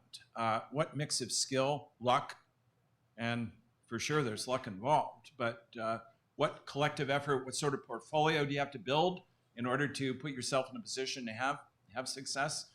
I think that's a very informative way to think about going ahead, and I'm afraid in many agencies, the imperative to do the next thing keeps you from taking an informative look at things that have worked before.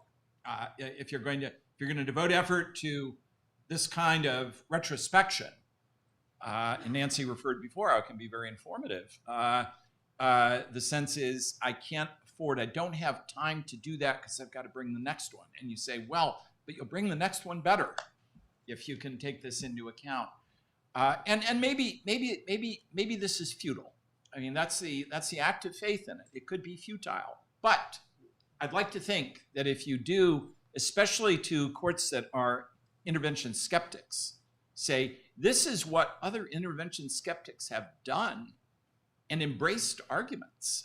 In Microsoft, famously, the DC Circuit said, well, Microsoft says there's been no actual proof of harm. And the court said, you don't need actual proof of harm. Likely harm will do the trick where the behavior is especially threatening and dangerous. That's a nice principle to be able to carry forward. So I'd like to think that, assume that Congress will not come to the rescue with basic changes. You're going to have to work through the courts, and instead of surrendering, and it can be despondent at times to think about what you face, I think there are footholds in some of this earlier experience, but you have to spend some time looking at them. Could I just say, I think sometimes the agencies have learned even more from their failures. So the FTC hospital initiative is the classic example of that, where after going down in flames on a number of hospital challenges, they went back to the drawing board, figured out how to win. Now, what's appalling to me is they do tend to win, but often they're still losing at the district court level. So it's like hand-to-hand combat, and that's what I mean by the challenge posed by the judiciary. In the DOJ case, I think it was the Oracle PeopleSoft case. They went back, oh my God, why did we lose this? And I think, Nancy, it's an indication of how you have to be in for the long run. The persistence, coming to the FTC in 2001, Bob Potofsky very clearly said, I give up. That is, this is the Bermuda Triangle into which cases go to die, and I quit. You have new leadership that says, maybe not yet, and says, let's do the studies, let's go to HHS and collect data that shows the adverse effects of past deals. We'll do the studies, and 2 or 3 years from now, we'll start the cases. By the end of the decade, we'll be winning these cases, albeit sometimes through the appellate process. But that was a commitment that said, even if it doesn't pay off right now, if we do this right over a period of time, we will change the framework. And I'd like to think that you can do that again. With resources. Yeah. I will say, I just think anybody who cares about antitrust policy in the US, the first, second, and third thing they say as priorities should be, we need to double the agency's budget and we need to increase the comp scales. Allison Jones and I said, give the FTC $1 billion a year and see how it goes. I haven't heard the resounding approval for that in Congress. We won't hold our breath. Question at the front.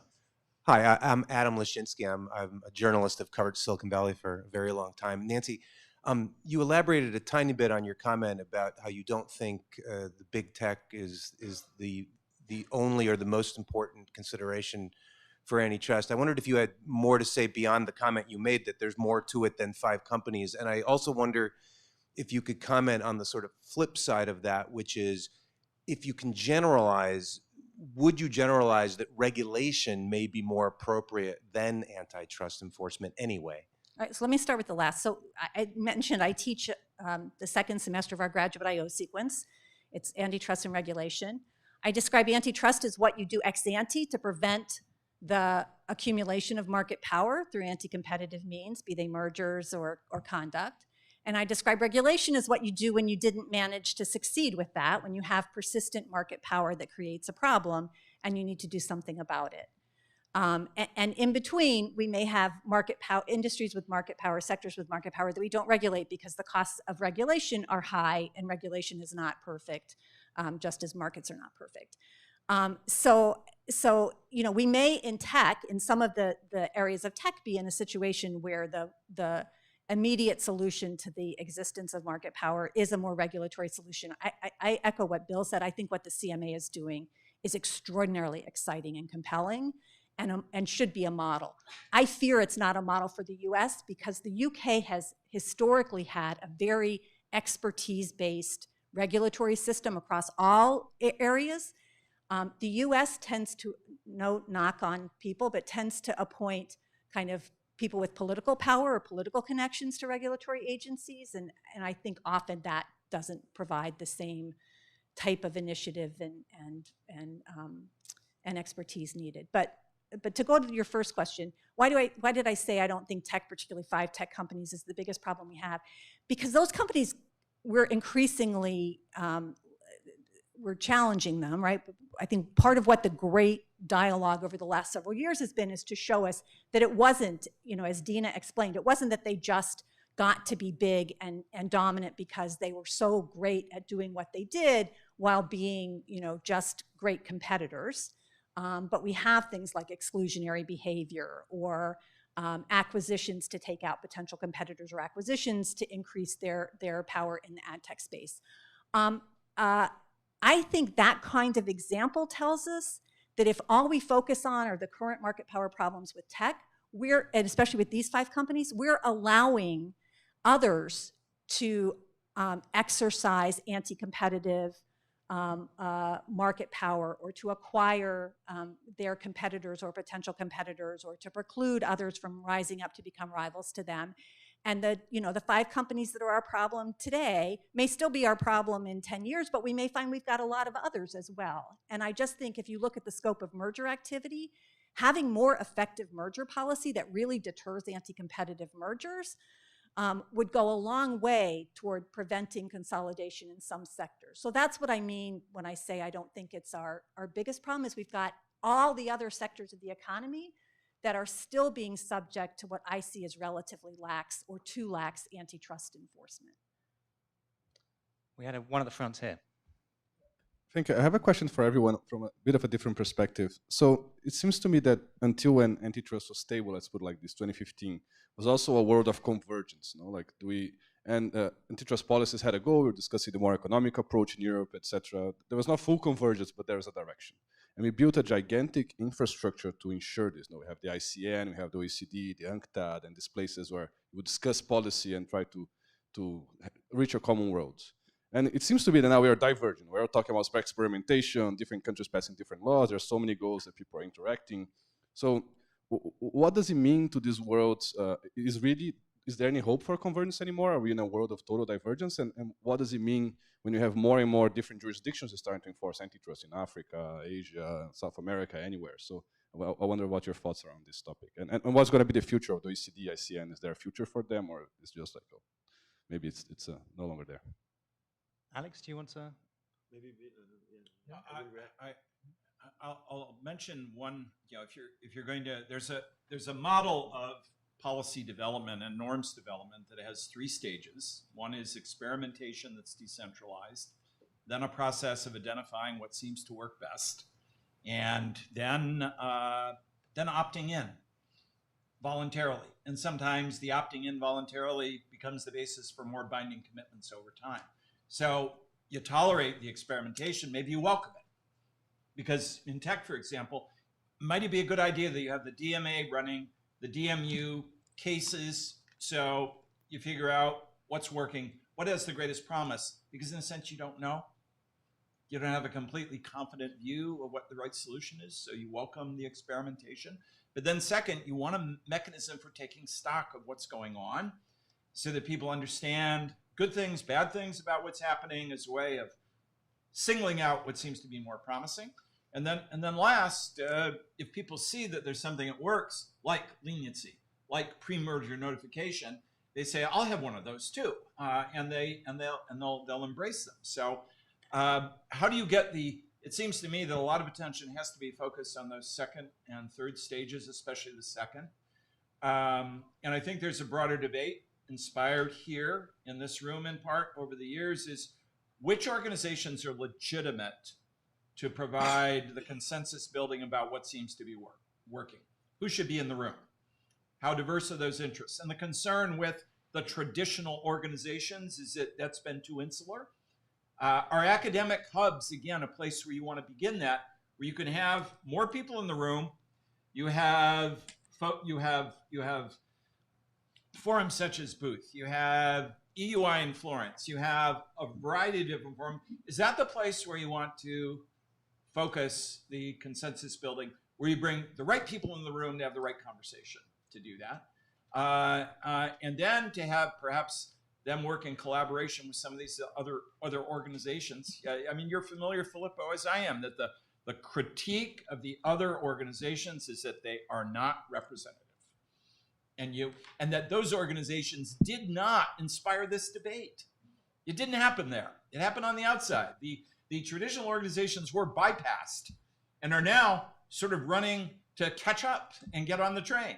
So how do you ensure that the consensus building process is representative and picks things up as they're coming over the horizon instead of trying to catch up later on? But I think academic organizations have a lot to add to that process. I'll add one thing. Yeah, please. Just to echo that, I see these things as happening in a state of chaos initially, but we do see a lot of convergence right now. I'll give a couple of examples. We see convergence between, for example, the bill that the Senate is working on for advertising exchange markets in the US and the principles and rules one would apply to those exchange markets, and all of the enumerated rules that the CMA recommended for the same markets. And equally, we have the Competition Authority in Australia looking at these markets from the same lens. So that is a lot of convergence across the world. We also have convergence, in how we think about data and competition and Facebook and social network markets between Germany, litigation happening in Germany and litigation in the US. So just wanted to put those two examples out there. Yeah, and I just Briefly, also please. want to say, I mean, I think there are, in tech, for instance, there is a kind of a convergence. I would not say that there is a kind of divergence, but for the identification of the problem. Now, I think the next phase is implementation of those new law, which are adopted or are about to be adopted. And there maybe we would need a new forum, and I think like we have the Basel Forum for the banking regulation, I think we probably need to have a kind of a new forum for the big tech regulation, which I think should not be in antitrust, because I think it's a regulatory problem. So we need another forum, which is a regulatory forum and not an antitrust one. I'm afraid we've run out of time. Sorry about that. I'm going to have to leave it there. I don't want to kick off the day running behind schedule. Thank you very much to our panelists for a wonderful discussion there. Can you join me in thanking them?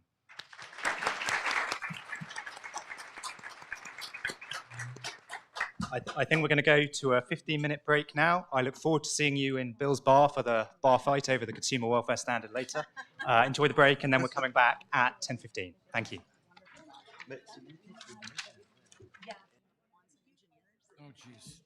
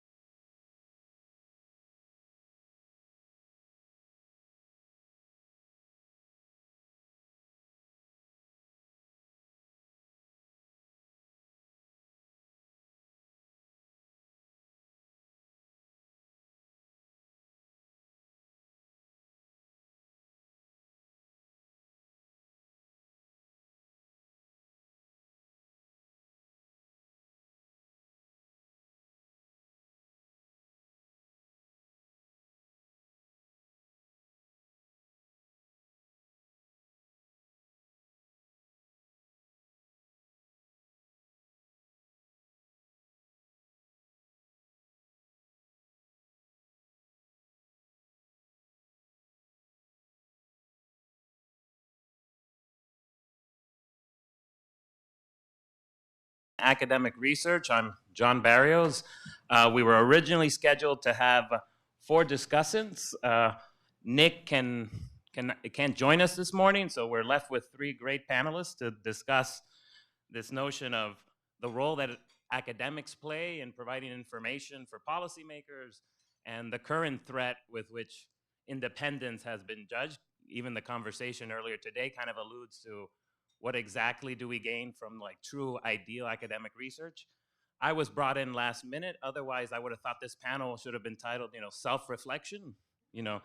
It's only fitting that at the Stigler Center and the man who set up regulatory capture, we kind of follow up with economic capture, a nice term that Luigi has very eloquently put.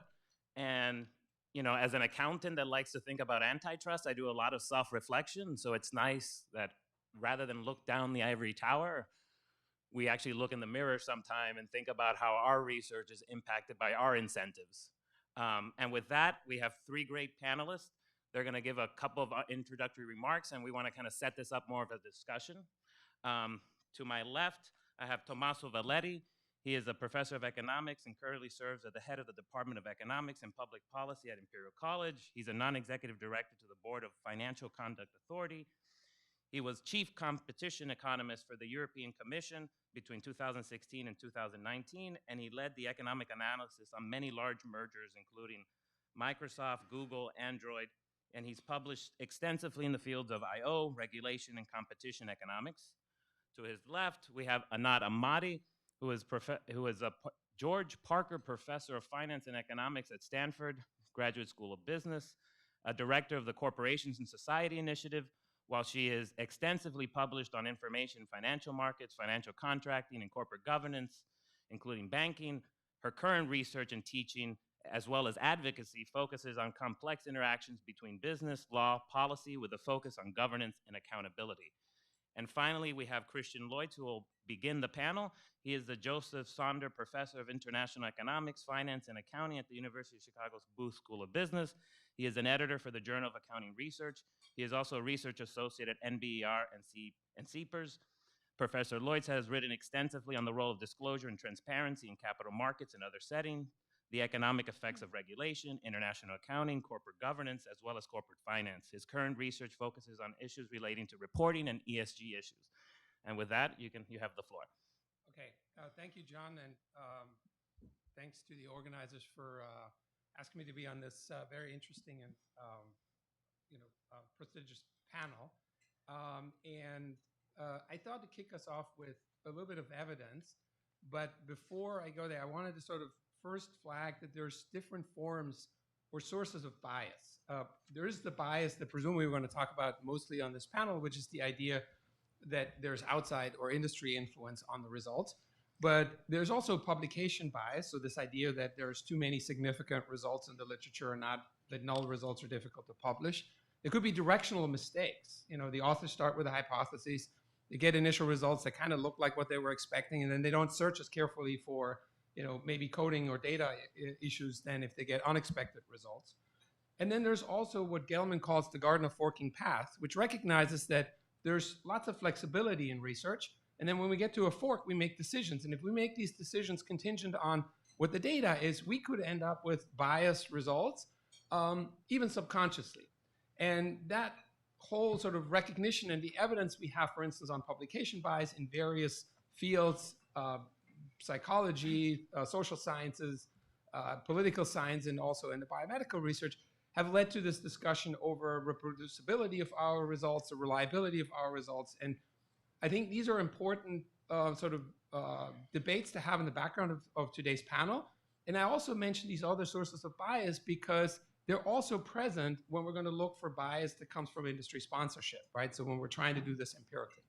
So what do we know about bias in academic research? And here I want to focus on medical research because that's an area where there's obvious strong commercial interests and incentives. There's a lot of industry funding and sponsorship. And it's also an area where people have long recognized this issue. It's clearly why this is an important issue in the medical research. And it's where we have a lot of studies. And so there's 3 studies that I want to mention because they have done a lot of work in this area. there is a meta study of about 37 studies that just looked at this issue of industry sponsorship and research outcomes. And the evidence suggests that industry funding would, or authors with industry funding or studies would report more favorable results in terms of the effectiveness of the drugs.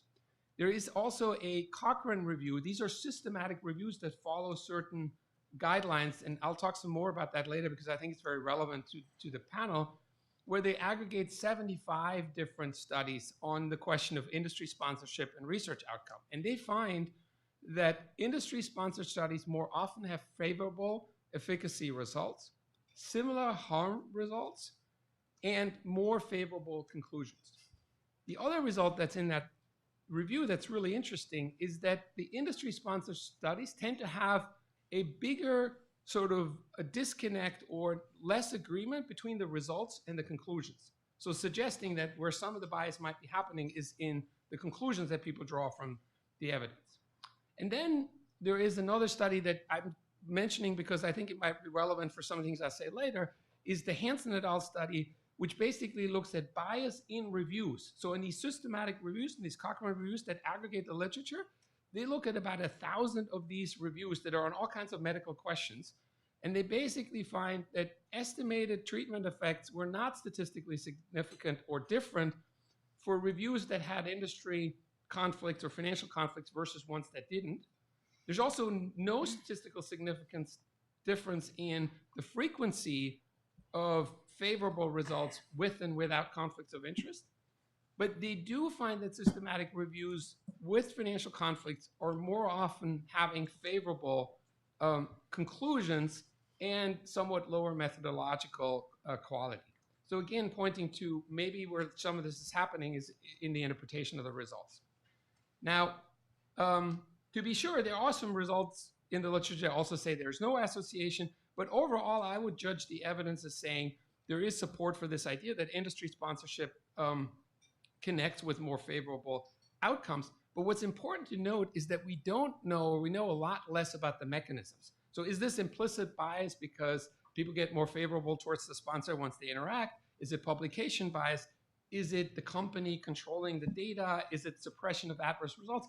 There's a lot less. The Lund review, which is the second review that I mentioned, explicitly states that their results cannot be, of industry bias, cannot be explained by standard methodological factors that may increase the risk of bias. They're basically saying the source of bias is unclear, right? So with that, let me just briefly mention something about, and talk a little bit about the mechanisms to counter bias. One thing to counter bias would be simply to not engage with industry, have no funding, no consulting, no advisory, and so on. And that's been discussed quite a bit in the medical literature as well. But it's clear that there's going to be trade-offs, right? There could be that financial ties with the industry could have benefits too, in the sense that there could be learning, there are innovation arguments. Half of medical research is funded by industry. There's 6 times as many private clinical trials than there is government trials. And maybe one other anecdote that's really interesting, the New England Journal of Medicine and Lancet had said, we're going to ban conflicted authors for reviews, for these survey articles where you aggregate the literature. They had to relax that policy because they had trouble finding enough qualified authors without conflicts. The FDA had a similar policy for advisory committees, and again, they reversed that policy. So there is a trade-off. So where did the medical literature and some other literatures landed is disclosure, right? So the idea is in the articles, people disclose the ties that they have so the audience can judge and adjust their interpretations of the research findings. That's pretty standard now in most of the top medical journals. Many other journals have followed suit in other areas. There is a debate over compliance. So in medicine, they're now discussing, should we maybe have a public registry, given that we also have an open payment database? But a more fundamental question is, like, do they work? And here I want to just tell you one more study and then I quit. The do they work question, meaning the conflicts of interest disclosures, you can think about those in 2 ways. First, you want to know, do people actually respond to these conflicts of interest and adjust their assessments of the research findings? And then you could ask the question, given that, would that changed the behavior of the researchers, right? So those are two, I think, things that we'd have to research. On the first one, we've taken a stab at this problem with some co-authors, where we basically had the following idea. We said, why don't we look how other researchers respond and react to conflict of interest disclosures by looking at their citations, right? So if the idea is that there is some evidence, as I was saying, that research with industry sponsorship is biased, if people respond to this, one way in which researchers respond would be by citing that work or citing it less. And so the idea is, do people discount? Can we tell from citations and we have some other things that we look at, but is there evidence of discounting? If you think 5 minutes about this problem, or maybe even less, 30 seconds, it will be obvious to you that the people who have conflicts potentially are very different from the people that don't have conflicts, and there's lots of reasons for why research with conflicts could be cited more versus research that doesn't have conflicts. And so it's a thorny selection problem. We do a couple of things, and I don't have the time to go into, but there's two results I want to highlight for you. One is when we look at reviews and we try to control for a bunch of stuff, the reviews, again, that's where there's more discretion for the authors to maybe shade sort of the interpretations. There is less citations of reviews when they have conflicts. And we also find that when there's sort of a revelation, a new revelation of a conflict, prior work of the same author that was sort of published previously gets cited less once that conflict is revealed. So that suggests there is some form of discounting. Now, is there enough discounting? Does it work? Does it change the behavior? We don't know that. But I think it is interesting evidence. There are some other things that I think we can talk about later, like code sharing, data sharing that might bring transparency. There's one other that I want to set up, and then I'll hand it over, is I think we should also talk about pre-registration and pre-acceptance of articles, which is another tool that people have used to counter some bias, and also talk a little bit about why is it, or what can we do that the market for ideas and studies works better, because in principle, the market could be a solution here to this problem too. So with that, let me hand it over. Thank you, Christian. Our next speaker, Tommaso, is going to take it over. Thank you. And thank you to Filippo and Luigi for organizing yet again a fantastic conference and for having me on this panel. So I will talk about economics in particular, but first I want to say that this problem of publication bias is well known. It's actually a field of research in its own. There is even one of my favorite terms, which is called agnotology. And agnotology in sociology is actually it's a study of how ignorance is deliberately produced by corporate funding of research. So agnos in ancient Greek is not knowing, so we don't know enough. And so there's a whole history in the tobacco industry, in the mining industry, in the sugar industry, you mentioned medical research, pharma, medical equipment, so there is a lot there, and you have fantastic case studies to learn about. The tobacco industry, famously, when they launched this academic research program, they said, doubt is our product, okay? We want to sell doubt, okay? Because that's what you need in policy. In policy, where there are huge rents and you're trying to move the dial, if you say we don't know enough, it means you're not gonna go anywhere, okay? You're not gonna go anywhere because you're not gonna affect anybody. And this is the first message important for the academics in the room. I don't know, in accounting, but economics, probably every paper finishes by saying more research is needed, okay? We all finish like that, all of us. I mean, there is, perhaps because we want to be cited, which is our own incentives, but if you do that in policy, that's a death sentence. So because someone is going to read that line, more research is needed, we don't know enough, and then it stops the entire conversation. So let me get into economics, and also why economics is actually dangerous when it comes to competition policy. We are trained to think about counterexamples. Economics is about, on the one hand, on the other hand, any decent economist can come up with a counterexample. We'd go to our senior common rooms to a conversation to find the funny result no one had ever thought about, which is great for our conversation, perhaps for publication, but is that what you need for policy? Policy is not about certainty of a result. If you are 70% certain, 80%, that's great. I mean, by all means, go ahead. And instead, economics can be used and abused precisely to create these doubts, this uncertainty about some potentially big problems in our society. Economics has some differences too. contrary to our fields, and that we are well paid, we have to say that, so compared to our academic field, so we don't have that conflict of interest. We don't need big infrastructure compared to medicine, compared to engineering, so we need less corporate funding in that respect, with one exception, more and more in development economics. The production function has been changed and you need an infrastructure, but then your interlocutor are governments, so they're not necessarily firms. The two other exceptions in economics are where big rents exist. So this is also surprising to me. We study incentives, we study conflict of interest, we study all of that, but then we don't apply to ourselves, okay? As if we are immune, we are idealistic persona that we aren't. We are subject to incentives, of course, like anyone else.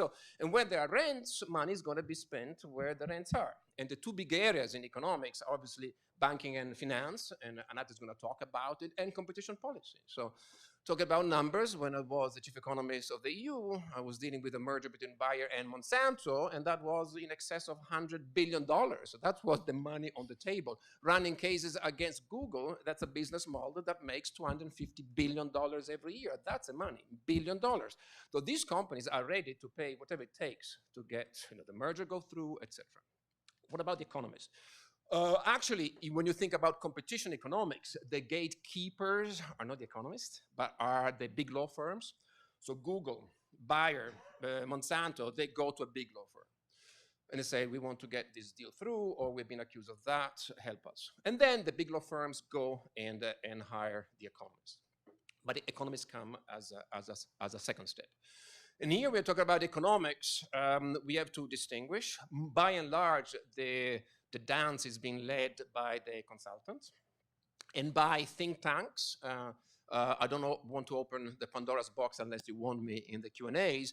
There is a whole system of think tanks, of semi-research. They call themselves research centers. They call themselves professors. They don't do any publications in our academic standards, but they are constantly present in front of the judges. They even train the judges. There is a very close and dangerous proximity between those centers, and they don't disclose funding, which is typically coming from the Koch brothers, from Google, from Amazon. So you name it. They come from the usual suspects.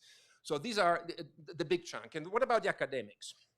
Here I beg to differ from Nancy. I don't know if she's here. Academics are largely absent. I will qualify, of course, but are largely absent, especially the junior people are absent because they respond to different incentives. They have to publish papers for the tenure process that implies in industrial organization writing using certain methods and certain techniques which are just not coherent with the time of policy. In IO, it takes 5 years to write a paper and bring it to a publication. That's the average. And this is not compatible with, okay. Of course, we can tell ourselves, but we have devised a method and we can apply it. It just doesn't happen. It doesn't happen. Again, the examples that she gave are true, but they are counterexamples. They are the exceptions. They are not the rule. So most of us actually don't deal with, we want to motivate, we tell ourselves we motivate our research by some policy examples, but we have never been involved in a case. We don't know how a case is actually run. So we need a story just to put it in the introduction somehow. Then there is a chunk of economists that I would say are the naive economists. I used to be one of those who think it's funny to find a counterexample as if I'm talking to my peers and how smart I am, etc. And I changed my mind when I was exposed to the way policy is actually done. And we are typically cheap in the sense that for £20,000 in the UK, you write a report, and the report is saying mergers are great in general, or at least under some circumstances. And there are a few old foxes. The old foxes perform very well in front of the courts. They are repeated clients of the usual, process of if there is a discussion. These guys can command millions because they're very valuable in cases which are worth billions. Okay, so this is what economics are actually doing. Academia, as I said, is typically not represented. Also, Christian said it. There is no way that there is a common view of academics, and that's a problem. And perhaps in the Q&A, I will have some solutions for that. But we don't have collective incentives. We don't have the resources. And the final point the resources to be present where policy is being discussed, which is the hearings, the roundtables, the endless circles in Brussels when I was at the Commission or in Washington, D.C. Every day there is a panel. Every day there is a panel about something. And this is where even well-intentioned policymakers and enforcers, they hear a narrative that everything is fine, markets work. And in general, I would agree that markets work, but not when we are applying that to markets which are super concentrated, where there are huge economies of scale. That's where there is market power. That's where Economics 101, markets don't work. And that's why we are studying them. That's why they're interesting. So the last point, and I will finish, is about data.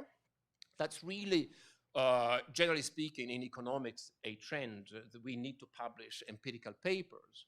And here we are data hungry. So we do depend. So if you are lucky as a doctoral student to get hold of an interesting data set from one of the big tech, basically you get a job, okay? Which is worth money. But here we have two problems. One is what Luigi calls the Uber problem.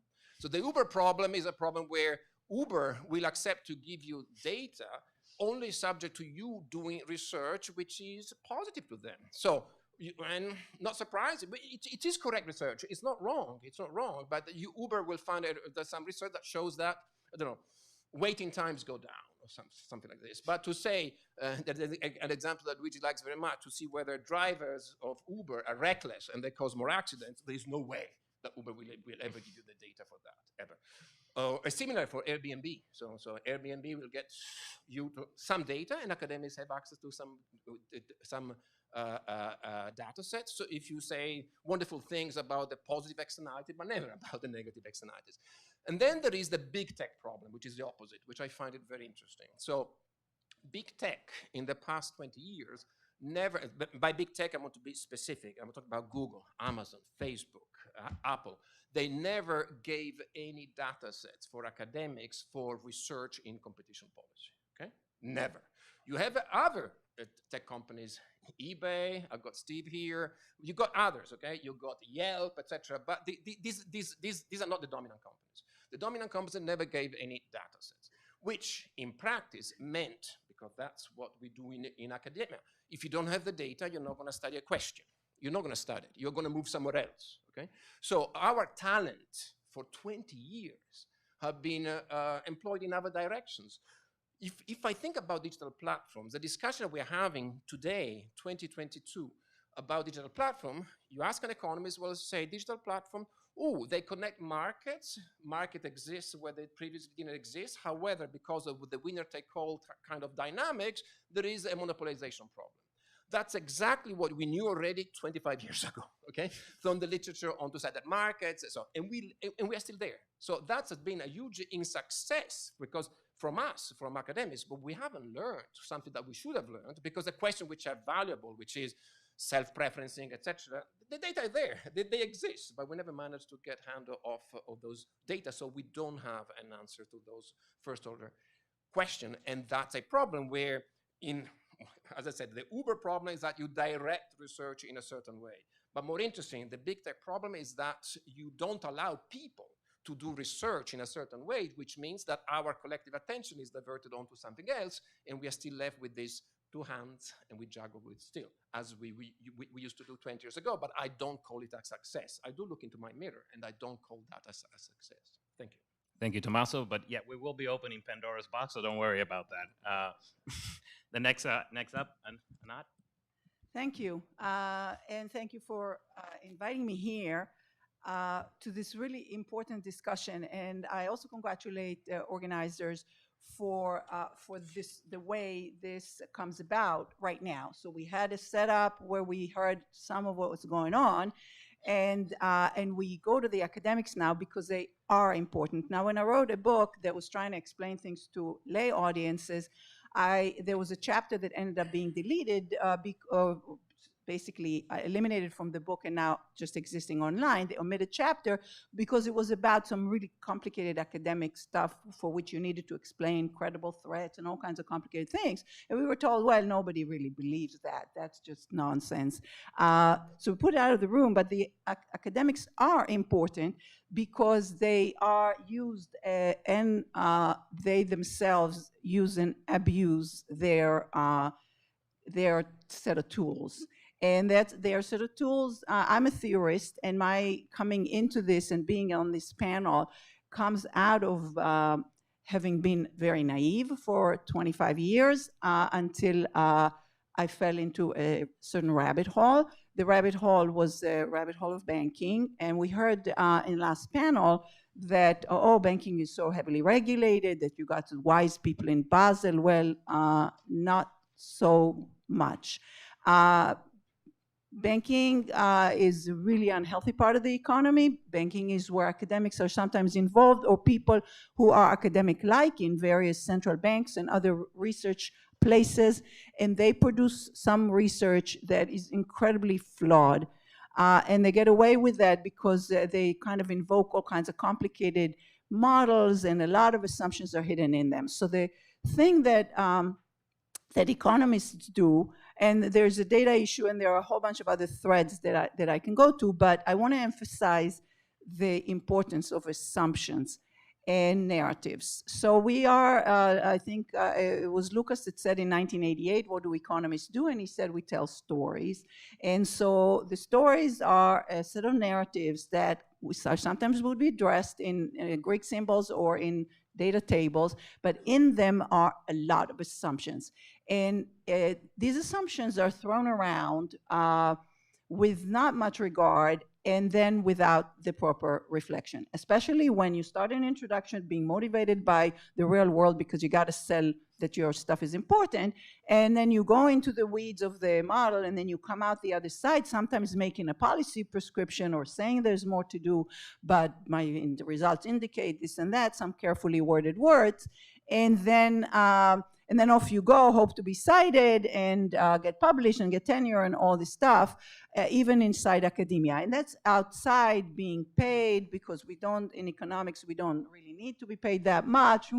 We're very cheap to get to say all kinds of things. But even when we're in our seminar rooms and our conferences, I have stories upon stories. Just give me a glass of wine at dinner and I'll tell you more about conferences and conversations in rooms and what goes on in the sausage making of some of these stories that we tell. So when I first entered this, and I was still kind of not sure quite what happened to me, that was so surrounded with nonsense, and maybe I need to be institutionalized somehow because maybe I'm missing something. I was told that when a policymaker talks to an academic, they just know what they want to hear. They talk to specific academics and not other academics. About 5-6 years later, when I was trying to wrap up my experiences writing a sort of reflection on the enablers of why basically I couldn't get through with a really simple idea that nobody really gave any counter argument against, but they certainly tried.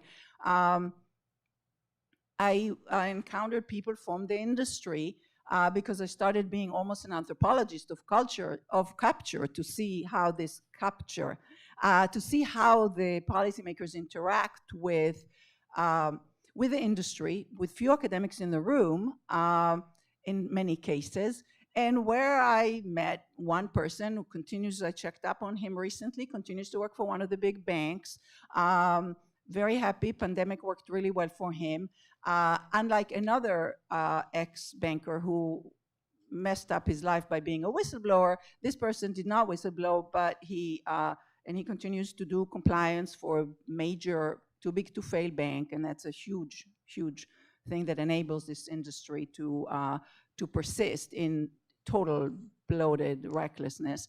And he said to me, the academics are the problems. This is an industry person saying the academics are the problems.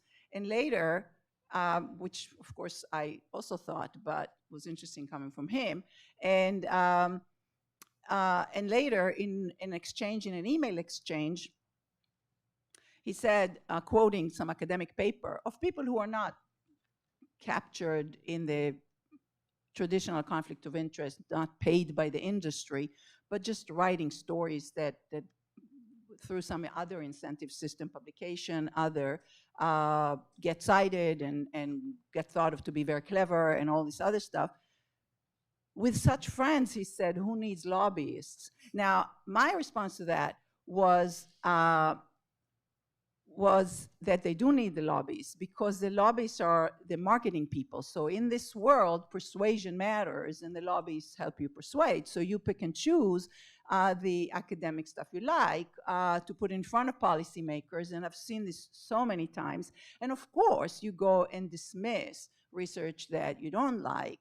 And so that's how, in an area where we're talking about absolutely basic ideas that we teach in every basic course, the nonsense can win, which is incredibly sobering to realize how that can happen. And not only that, but the nonsense keeps winning in our seminar rooms and everywhere.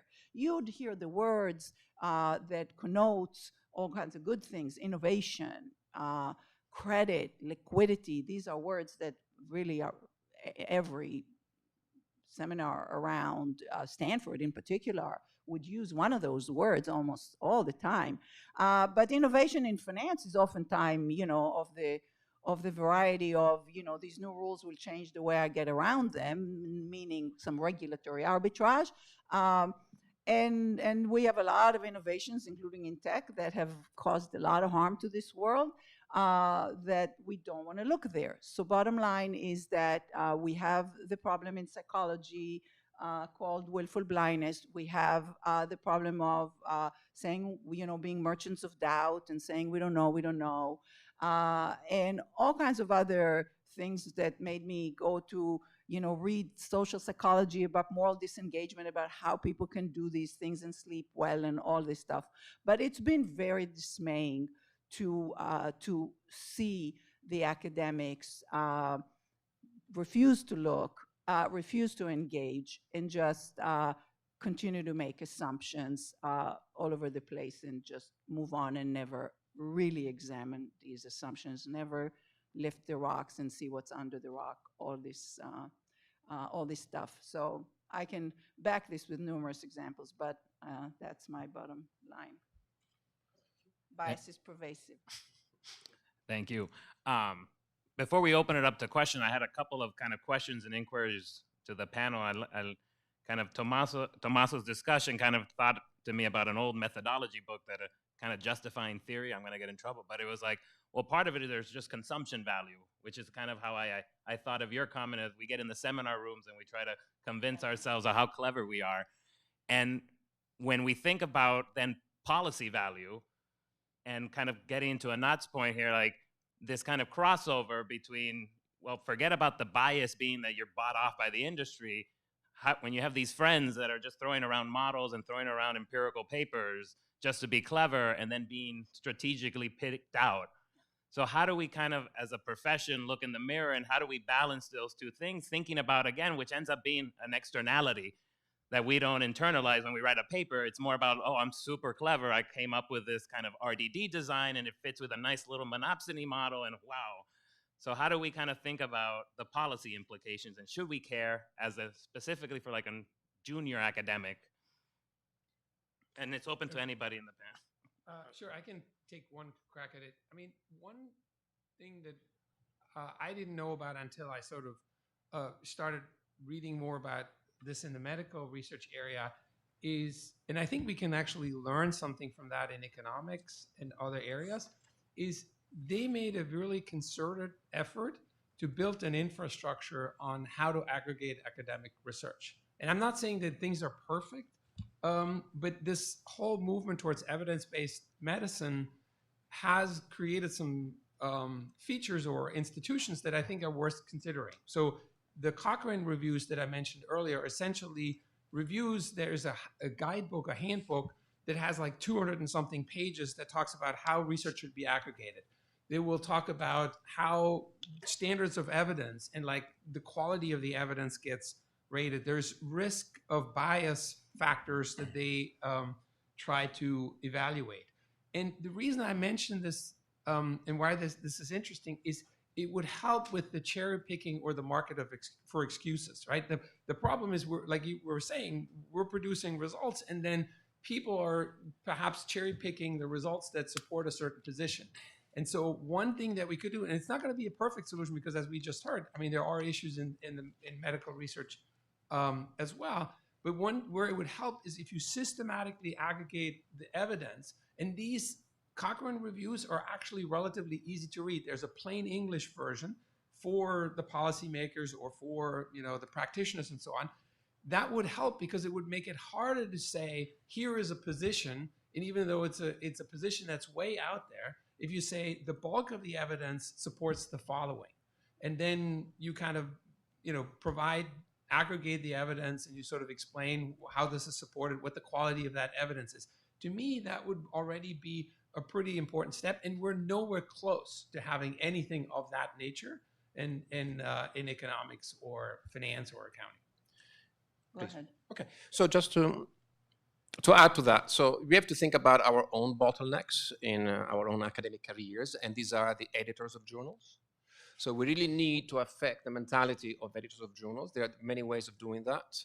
One way is an event like this, bringing policymakers telling us what is useful and what isn't. So we're going to have Jonathan Cantor today, Lina Khan tomorrow, and we should ask them, what is the type of economic evidence that would be helpful for your job? And instead, the type of things that we do, does it get to you at all? And I think in most instances it doesn't, which raises the question why it doesn't. So that is going to be helpful.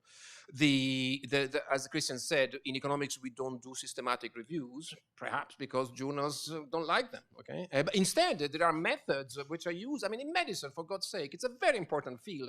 Others smarter than us, and they're using stuff, and there is huge policy questions, so we have to do that. And the last thing, maybe it's minor, but I don't think so. And this is our experience, I guess. We both got burnt by our policy experience, by seeing the realities out there.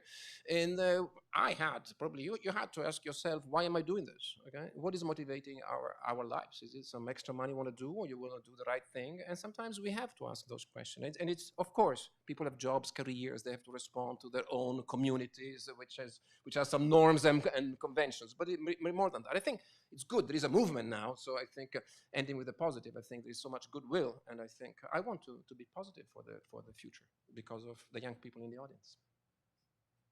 So there's a lot of emphasis on data, and again, I'm a theorist, so I will say the following. Sometimes there isn't the data, there aren't the data, and then somehow we then can't speak. Or, I was asked many times, oh, bring me a model, bring me estimates. I'm like, I don't need estimates, I know enough to say what needs to be done from where we are today. And the issue of journals is really important, and we don't have enough. And it's not, again, it's also about theoretical work. We just don't have enough wisdom and judgment going into, our own literatures to really evaluate things honestly, especially in a policy context. And it's really important to do. So we have what? JEP, JEL, Journal of Economic Perspectives. I'm just now aborting a Journal of Economic Literature, partly big essay which would have involved just co-authoring the law, a tutorial about how legal systems actually work, which economists just ignore by just assuming it works somehow. But who reads that? The question is, who reads it? Does it have an impact? So the problem is really, if it's a Cochrane review that actually gets read, that gets prominent, then we need more of that, and we need to sort of prioritize that rather than assume that let 1,000 models bloom and let somebody take the snake oil and market it or something. And economists also, academics tend to speak with confidence, and so they, it's the people who are useful in courts, it's the people who are persuasive in our profession, who sort of just have a way about them that is just confident, and then all the biases built in. Going to careers, I wrote Up for Pro Market, my sort of little manifesto for academics, and I hinted in that essay, but in the sort of off-the-record keynote to academics, I said, if you're a junior, you got to publish. And you got to play that game, and the people with power are the people in the journals and the gatekeepers in the journals, and that's a problem. To change that is a problem. There's just a way in which it perpetuates itself. If you're tenured, and by now it's like literally the first question I'd ask somebody if I'm not sure. I mean, sometimes I know they're junior or senior. You're tenured? Stop now and think about what it is that we're trying to do here. We're very privileged. We're very, very privileged being academics. We have a lot of freedom. We can choose what we do. We can look out the window and see what's needed, and we should. There are so many things that people are not looking at because it's somehow nobody else looked at them, or there's no data, or whatever. But there's so much stuff we haven't studied. Instead, we climb the next kind of branch of a very, very tall, narrow tree. And it's really dismaying to see what people work on and what people don't work on in our profession. And it's just a certain cluelessness that I think is sort of something to try to change.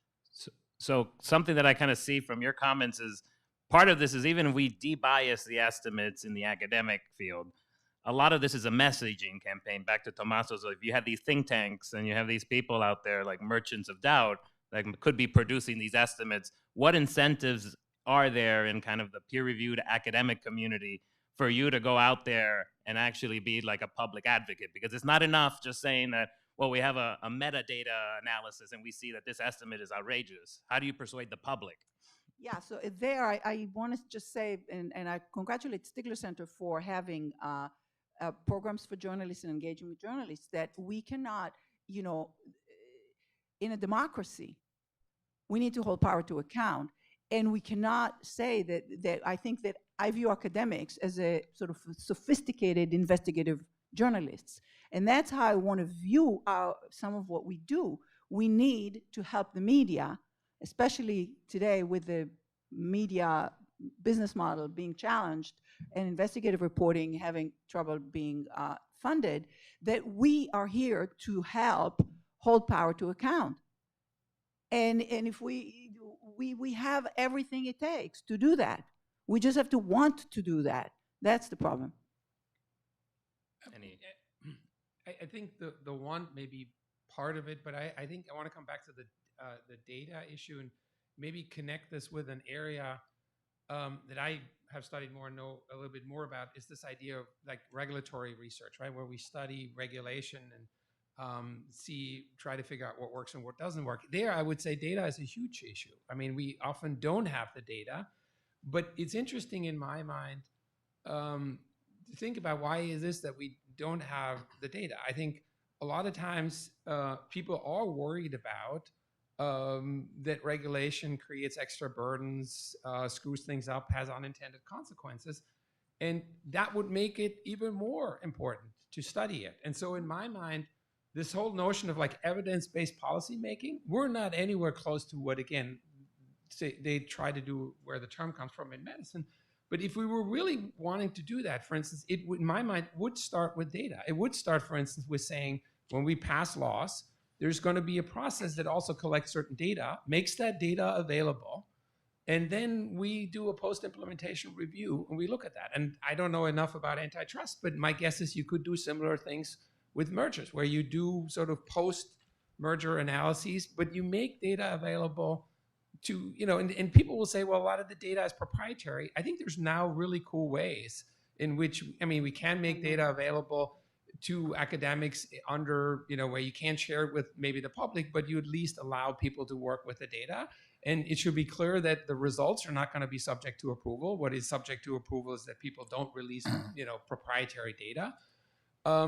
And you could also tap companies to provide data. You could randomize this even and say, if you're worried about regulatory cost, 250 companies each year are going to be tapped to provide certain data that we can study certain things, and maybe we'll learn something, and that allows us also sometimes to ease the regulatory burden or to adjust the regulation in ways that would make more sense. So to me, data is really critical, and I pretty sure that many of the economists, finance, and accounting scholars would jump at the opportunity of analyzing that data. On this, just think, there are many concentrated industries where we can do some economic analysis. Think about telecommunications. Why can we do research on telecommunications? Because the FCC has the power to require some data to be disclosed, or Ofcom, which is the regulator in the UK, or equivalent in other countries. Why can we do research on airlines? Because the Department of Transport requires companies to give certain data. Why we cannot do empirical research on the dominant firms in the digital sphere? Because there is no such regulation yet. But there is a big opportunity. So I don't think it's going to come out of the free will of these companies, because obviously they are protecting their own, again, incentives. The incentives are clear on their side. So there are two opportunities. In Europe, is something called the Digital Services Act, which requires the companies which are subject to regulation to give data in a certain way. There is an equivalent bill in the US right now. I don't think people are particularly, or at least academics I know, we're not particularly aware of that, and instead we need to get ready. I read an article in Nature recently saying that these are great initiatives, but if we don't think about APIs, interfaces, how data are going to be collected, this is going to be used less, okay? So it's going to be a big exercise with no, and we need to get geared and prepared now if we want this to be meaningful, because these are regulations which are going to be imposed right now. And again, just to reiterate, we need also perhaps some openness of mentality from our own gatekeepers, the famous editors of journals. Again, I'm in slight disagreement with Nancy earlier. I mean, it's not to pick on you, but just to tell my story. It's true that there is research which has been done on ex-post assessment of mergers. But let's be specific, because otherwise we just look at the exceptions and not at the bigger picture. Those retrospectives do exist. It's John Quokka, it's Orly Aschenfelters and others. And they never managed to get those things in a top 5 journals. Orly, which is a legend in economics, editor of the AER, I don't know from how many years, also there is incumbency in economics, told me at a conference in Stanford 3 years ago, Tommaso, all these retrospectives I did, yes, I enjoyed, etc., but we tried hard to push them into the top 5, and they were never accepted. So they got arraigned, which is good in industrial organization, but it doesn't make the cut to the academic excellence that we do want, because editors, diff in diff, who cares? It's not structural, who cares? It's not the type of work we are promoting in academia. Yes, I can mention one example of a paper on beer which has been published in Econometrics, but again, guys, let's not stick to the exceptions. Let's look at the bigger picture. This type of research, if you had to advise a student right now, I found this cool data of a merger, I'm gonna see if prices went up after the merger, you would stop this person, most likely. You would stop this person. And instead, it's super valuable research, because it may be helpful to see whether indeed reintroducing some rebuttable structure presumption is exactly what we need. We have abandoned any structural approach in merger assessment. And if we don't do that research, we will never have the collective evidence which is needed in order to move the law. And we need that. So I want to say something on data as well as on who we hold accountable. When I say power, I don't just mean in private sector, I mean in government as well. So are we getting the data from the government to show that the government is failing us? Because that's been my problem from the beginning. I'm not mad at the private sector doing what they get away with. I'm mad with government that listens to them, and with academics that don't challenge the government and this private sector on nonsense that they say. So now, so about data and about assumptions. I said twice that I'm a theorist, but actually right now I'm doing empirical work. I'm collecting data manually with a bunch of RAs. Why? Because there is no data. There are no data on very basic issues of law enforcement and corporations. I'm a corporate governance person, and so if you were, the question we're asking goes to the very heart of what we teach in business schools, which is just, is it true that the law protects properly stakeholders just from harms, direct harms even, stakeholders such as employees, customers, public, versus shareholders? Who gets protection? Who gets justice? Basic justice. You need to figure out how what gets prosecuted, what gets civilly settled, what are these agreements? You don't have any data on that. We track street crime data all the time. But if you go for white collar or corporate, nothing. We don't know what happens when corporations harm. Nothing. Even not the abstract harm of spreading risk around the economy, but even more direct harm. I watched very recently the movie about Boeing. People died. People were going to the hearings in the Senate with the pictures of their loved ones. And the CEO, after saying that the airplane was safe, went home with $62 million. Okay, and in banking, obviously, and it wasn't like dead people, it was just a lot of impoverished people who lost their homes. So this huge harm, and now you can talk about Purdue, you can talk about, in any case, collecting that data, we just have anecdotes. You can't go to the journals with that, and that's not a topic we look at.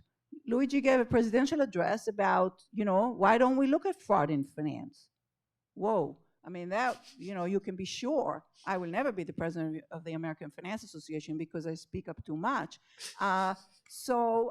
Which is fine. I came to terms with that. But it's challenging our benefactors, it challenges the view, the business-friendly view that we have. We don't want to question. But even the government, so data, we do need requirements for data. We have too much opacity in all institutions that in a democracy we need to hold accountable what they do, including prosecution discretion and about who to prosecute. We have it on police when we have viral videos, but we don't have it on executive, on why we don't prosecute executives ever, that kind of thing. So, by the way, too big to fail is a big thing, but as I was just given the statistics a few days ago, that 96% of agencies in the US government have explicit policies to consider the corporate's ability to pay in assessing fines. So no wonder crime pays. You have environmental protection fines, which are just cost of doing business completely. The companies make money after fines. That's if they're caught at all. So the calculation is that crime pays in a corporate context, but do we know? We don't have the data. So I do think that we need a lot of data in social media. We need data about the impact of misleading misinformation. And researchers at Stanford have proposed all kinds of views. GDPR could constrain data collection. We need some exemptions for research.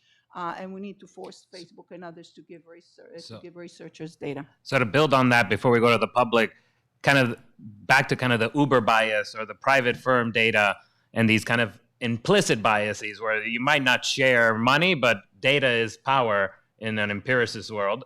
How do we set up the incentives or around publication of private data when there are these kind of implicit constraints where I know you get the egregious stuff of Facebook where they sent a stop and desist when they were trying to scrape researchers that had used data from Facebook. So as a profession, like how does the culture change balancing, this new data to look at auction markets or to look at versus these kind of pro results only coming out of the firms?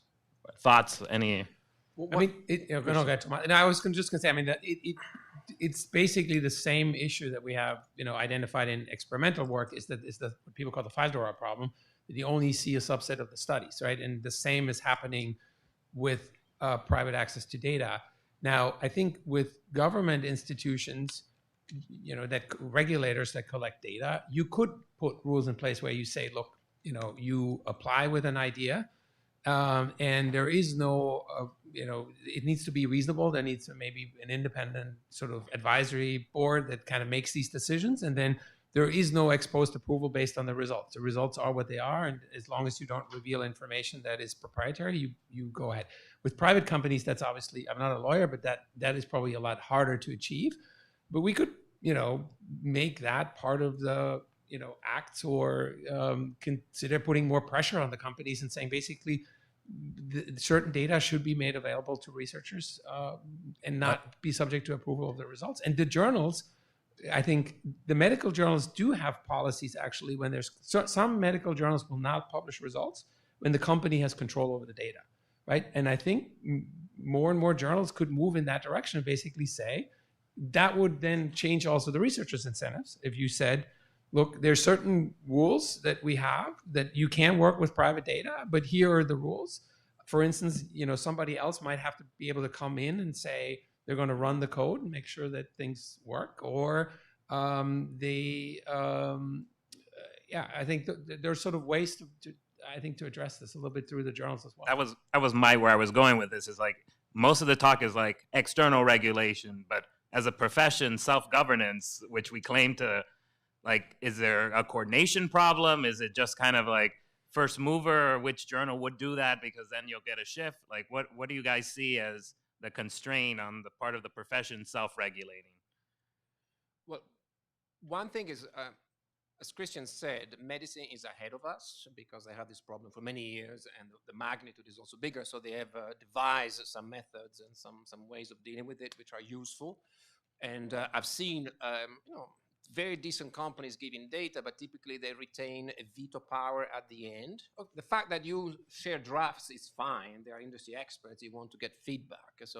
But the veto power is unacceptable. So journals should say, if you want to do it, fine, you're not going to publish in my journal. So this is something that we can adopt, especially in the top journals, and we have. So no strings attached mean no strings attached. Okay, it's as simple as that. The other thing that we don't yet have in our profession, even if we keep mentioning disclosure policy, it's not done enough. It's not done in the right way. It has to be meaningful.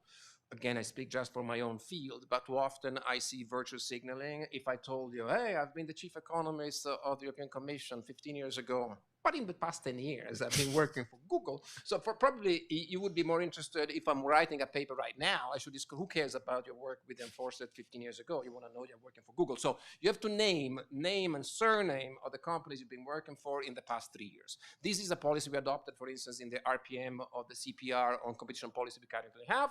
It's fine to do consulting work. I mean, don't get me wrong. I decided not to do it, my choice. But if you want to do it, say name and surname of the companies you've been working on for the past 3 years.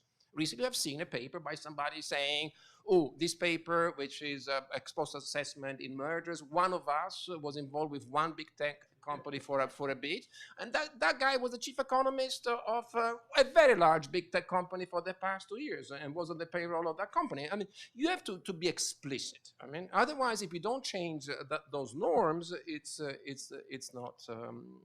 We're not going to make any. So disclosure has to be meaningful. But most journals have moved in that direction. Like we would, for instance, up on it, like in the Journal of Accounting Research, if you submit an article, you have to disclose. The top journals, yes, but there is a middle-ranked journals which are still influential in practice, no. And those rules must apply to editors and to referees. In finance, I hear a lot of horror stories that disclosures are not meant to be asked, and especially when you are people working on controversial areas such as common ownership and BlackRock is financing your department. I heard very bad stories about that. And we need to disclose also, ask referees and editors. One interjection as a disclosure comment, like it's a signal. And back to my point about having this, somebody talking to the public. So take the case of Jewel, where they bought a full edition of the Journal of Human Behavior. I forget, it's like paid, and you looked at the disclosure.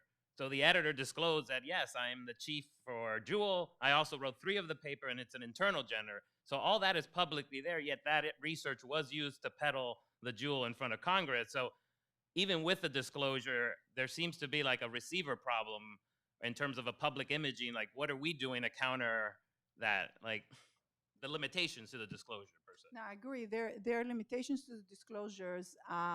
And by the way, to that, one incident is, I write an op-ed. A bunch of academics write op-eds, and then there is an op-ed by somebody saying the ex-FDIC chair. Well, he was an ex-FDIC chair in the 80s, and he's a chair of a bank, but that's not mentioned. So that's in the op-ed pages. So you can't win in that because there's just many more of them conflicted than you. To your question, disclosure is really important, and very specific disclosure is important. But I actually think that that there is a bias in the selection of topic because of the availability of data on certain things, and that we actively must counter that. So we need to basically, you know, there was in the media, you know, the Fair Doctrine Act or something like that, that there, we need to think about, you know, what we see and what we don't see, and look for what we don't see to kind of really look for the answers to certain questions, as opposed to just receive the answers that come from what there is. So there's stuff to be done and people do it, but what's missing?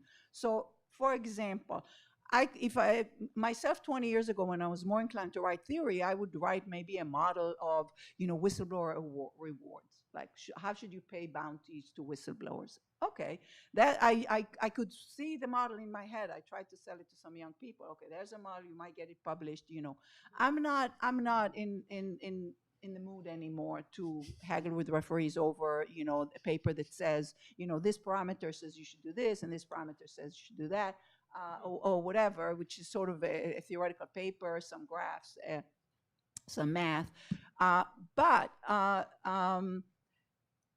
you know, we again, we don't look there, even though it's an important question, at how to what happens to whistleblowers, and how to get, you know, information from within organizations in general as a problem. There are no data, no models, and maybe the journals don't want it, so people go where the crowd is. We need to try to look where the problems are. All right, and I think we're going to open it up to the audience. Luigi had his hand up.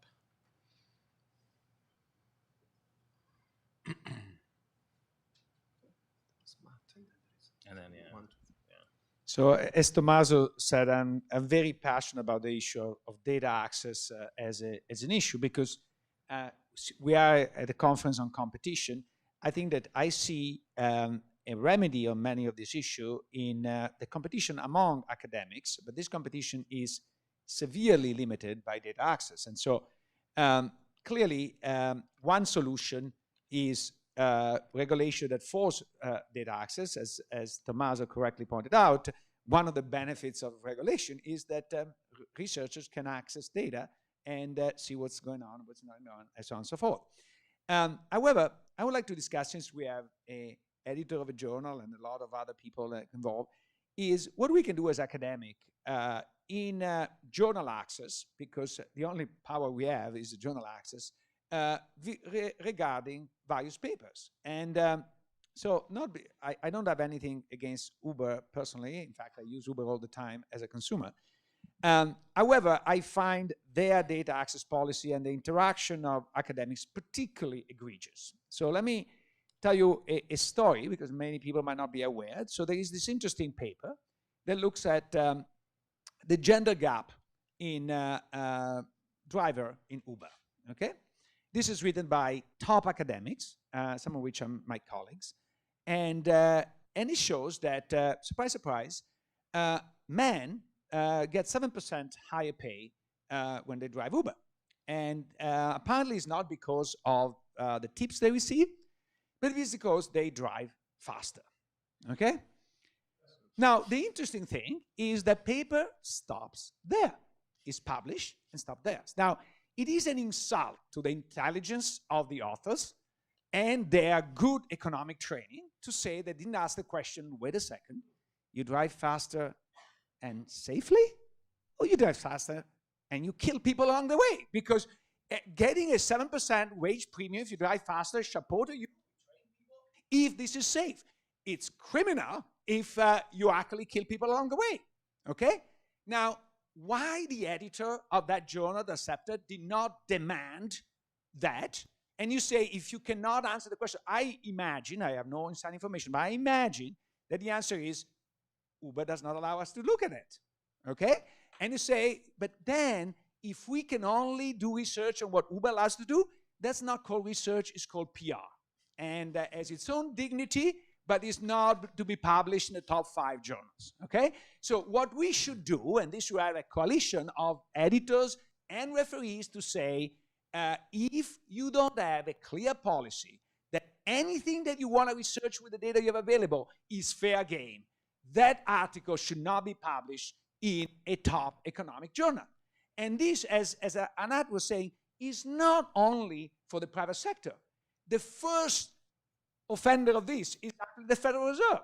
Okay, the Federal Reserve screens the working papers. People don't know that all the working papers that come from the Fed are screened on content. Okay, and one said, "Oh, but we rarely do so." And I said, "Well, that's an insult to the intelligence and economists. We know outside threat, and we know the inequilibrium. Nobody will actually be sanctioned. In fact, I'm surprised that twice they had to exercise the sanction because it shows that somebody failed the IQ test. Okay, but those stuff." That stuff is extremely, extremely important. And there is a collusion because we all like the Fed, we all consult with the Fed, we all blah, blah, blah.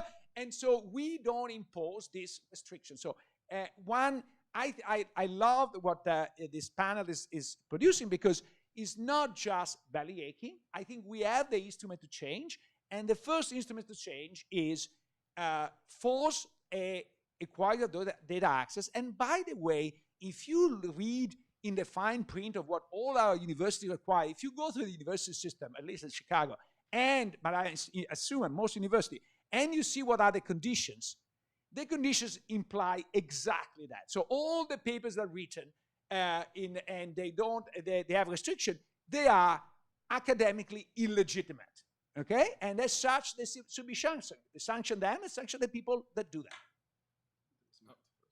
Yeah, there's another question. Luigi exercises director comment. He exercises director prerogative, so please keep him a little shorter. Oh yeah, let's just get all the questions, then we'll do the panel. Hi, I'm Matt Stoller, and I like hearing the word sanction because it implies some sort of accountability. But I'm not an economist, so I'm looking at this from the outside. And some of the times my reform agenda is to throw all economists into the sea. That's generally what but that does, except weird Italian economists. They might right? swim. They might be able to swim. So my experience with economists comes from a couple of areas, but I worked on the Senate Budget Committee, which oversees technically the Congressional Budget Office. And so I used to sit in these meetings where a bunch of the economists who advised how CBO scores legislation, and Congress takes that very seriously, would give advice. And I remember two particular examples, these private conversations of economists. And one of them, and I don't remember some of the economists' name, but Justin Wolfers was saying that we have to pass the Trans-Pacific Partnership and the CBO needs to come up with models that convince Congress to pass the TPP because he said the TPP could cure cancer and bring world peace. Okay, that was his argument. And I brought this up later publicly. I said, you said this, I was there. And he, denied it, but this was a thing. This was true. This is what happened. Another example was these two old guys, and I don't remember what their names are, but they started arguing about the problems of trade. They said, what are the downsides of this globalization model? And we agree that there have been losses among some workers, but one of them said, the losses really have been concentrated among the children of the rich, who, because of these trade agreements, have chosen not to work. And the other guy said, oh, that's not true, and they went back and forth. But this was crazy. This was lunatic. And I went up to the head of CBO afterwards. I said, why are these guys in the room? Why do you have these crazy people giving you advice? And she said, oh, that's just so-and-so and so-and-so. And you know them. They are always, and it's like, these are valuable slots making really important political decisions, and they have lunatics actually saying things that are crazy. Another example, Carl Shapiro, in 2009 to 2011, he was head economist at DOJ. He also did that in the 90s. And he wrote a paper a couple of years ago saying, we wanted to bring Section 2 cases, but there were no monopolies in the economy. We just couldn't find any, right? That's lunacy. That is lunacy. If you read the Competition Bureau report on Google from the FTC in 2012, which the FTC refused to put out, if you actually read their projections, they were saying things in 2012 like, no one will ever use mobile phones to search for things. That's crazy.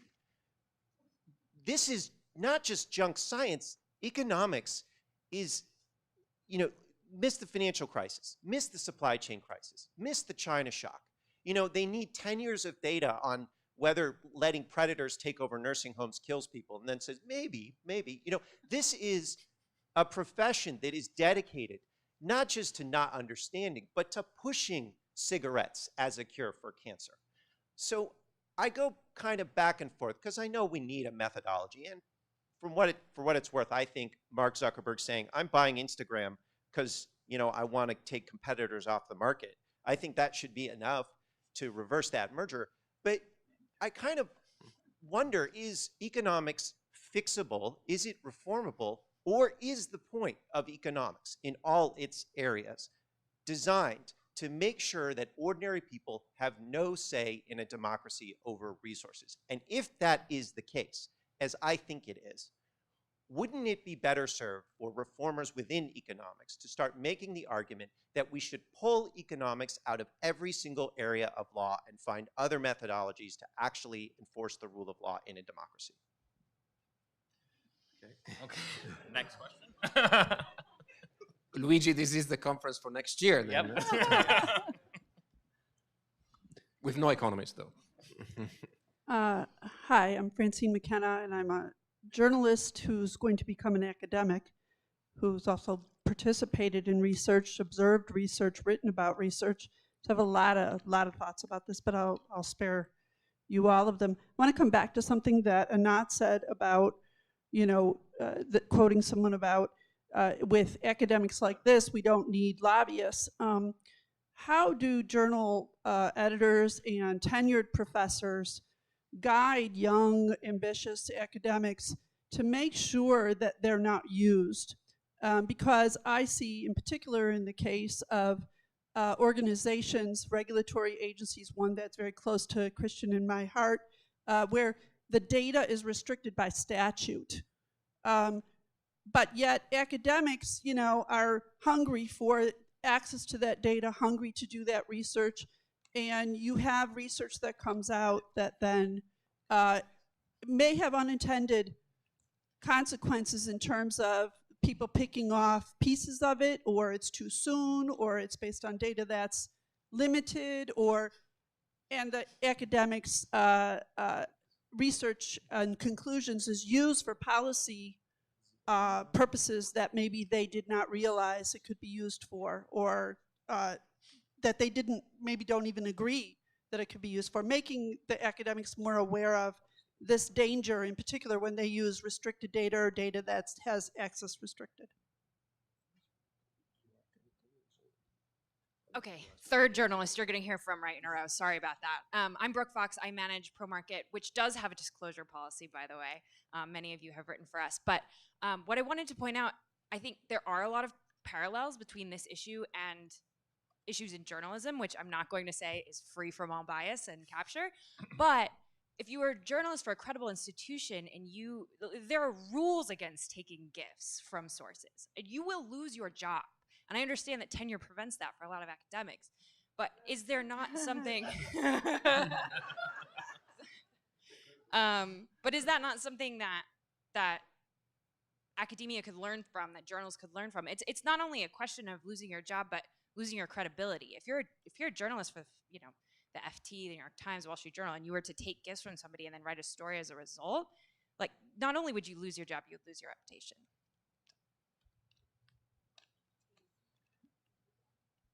Can you hear me? Yep. Yeah, okay. I'm Michelle Gall from the University of Haifa. Very interesting discussion. And I want to relate to the issue of topic bias and the fact that policy preferences are not given priority because of the current incentive system. And I also think that in the digital world that we were focusing on this morning, we sometimes need what I might call a quick fix with regard to economics. We need the models now, right now. We cannot wait for them. And so you were talking about private funding. You were talking about incentives to publish in journals. I want to suggest another road. And that road is taken in other areas, but it might be taken here. And this is public funding, focusing on areas which are understudied but are really important. In digital markets, for example, clearer models for effects of proposed regulation on dynamic efficiency. take the top economists, put them in a room, give them very good incentives to do so. It's done in health. It's done in other areas. Maybe we should do it here as well.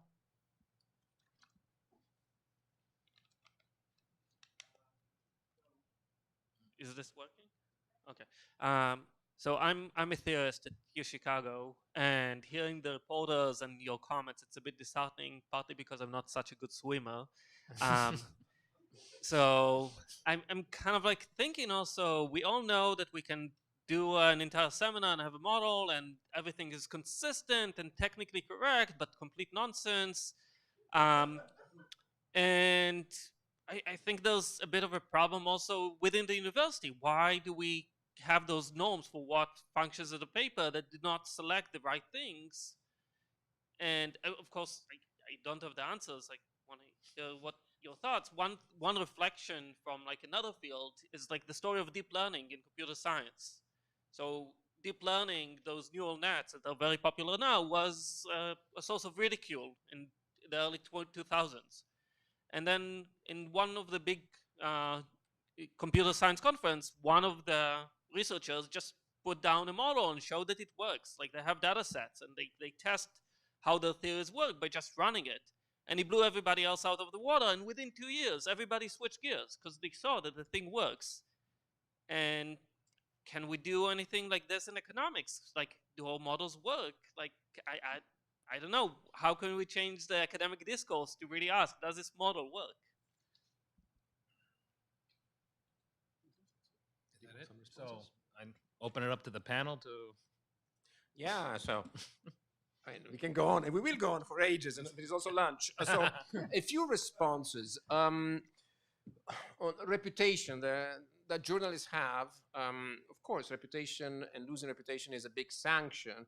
But we write in academic terms in a way which is sometimes so vague, precisely because of these two hands. If this parameter is 0.5, if instead Z is below 0.7, so anything can go sometimes. And so and sometimes we need to think that if I mean, okay, let me step back. I think there is value in research for its own sake, and people should keep doing that without strings attached, independent. As I said, we have good salaries. Let's do it. Even the funny irrelevant model has its own value.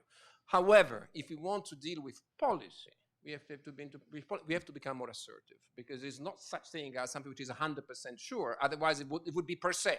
Then it's always good, always bad, and the real life is in between. But we need to understand where. Okay, a little bit on average, on balance, looking at the history of industries, looking at I don't know, the work of Dina on the Google was amazing. Just to read how the ad tech industry actually works, it's very valuable. It's very long because the lawyers write in this with lots of footnotes and hundreds of pages.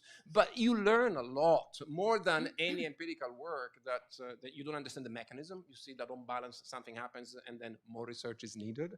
And so I don't think we are really losing our reputation, but also because, especially if you are going to be involved in cases, you're very, I mean, if you write something and then you are against what you wrote, then your opponents will bring it out. So this is already orienting your research in a certain way if your plan is to make money. And as I said, there is actually people who make a lot of money with consulting. Not the average person, it's not, but those who are actually into the policy discussion is there.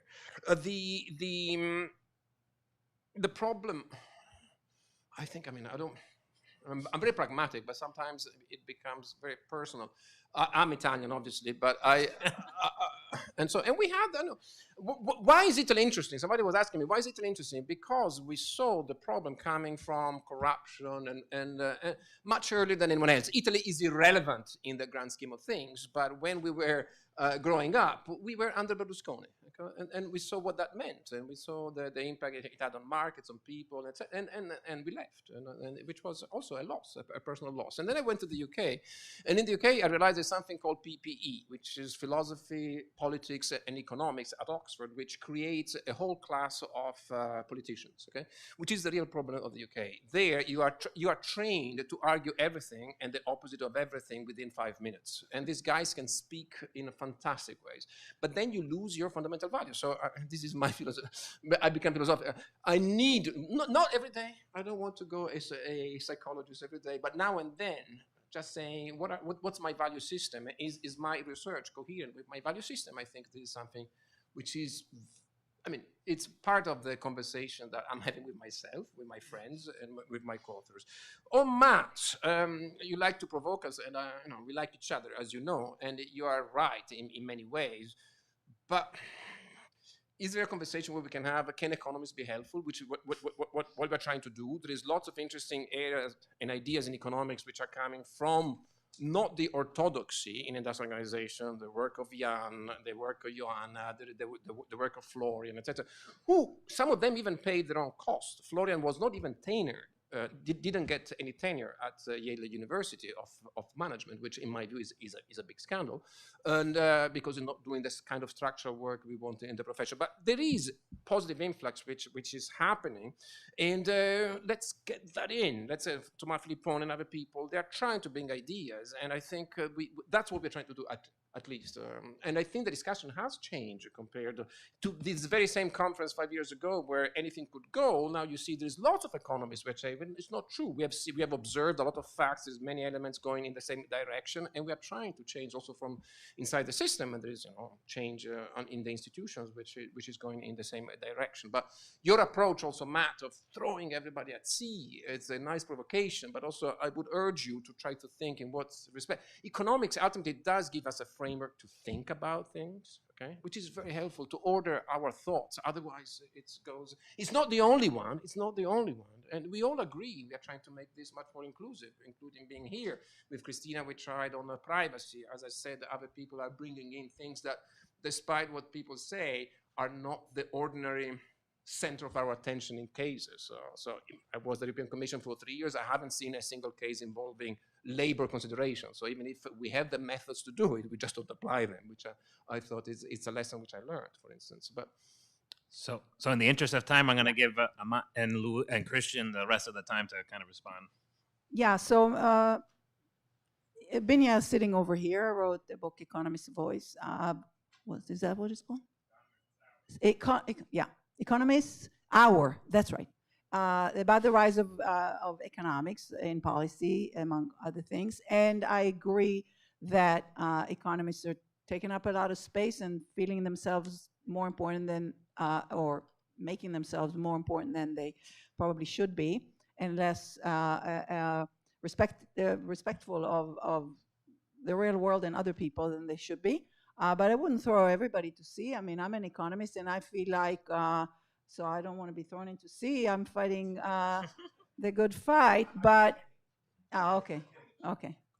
So I'm not taking you literally, but I do, I think you are making a point that we have to look in the mirror. So that was sort of the big theme of this panel as we close it.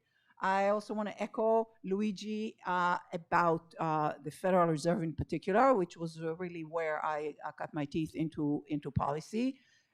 Incredibly protective of itself, and it's incredibly selective on research that they would do and not do. And I have first-hand evidence of all of that going to the papers that come out, the conferences that get sponsored, the people who get in the room and not get in the room, etc. So super problematic. Let's just say, use that word that was used here that I find very liberating to actually talk about the way in which our research and our contributions get corrupted. So it really, the word corruption applies and corruption just means the abuse of the power to write these models and to ho and hum about things and to say and not say certain things. That's a problem. So I think we need to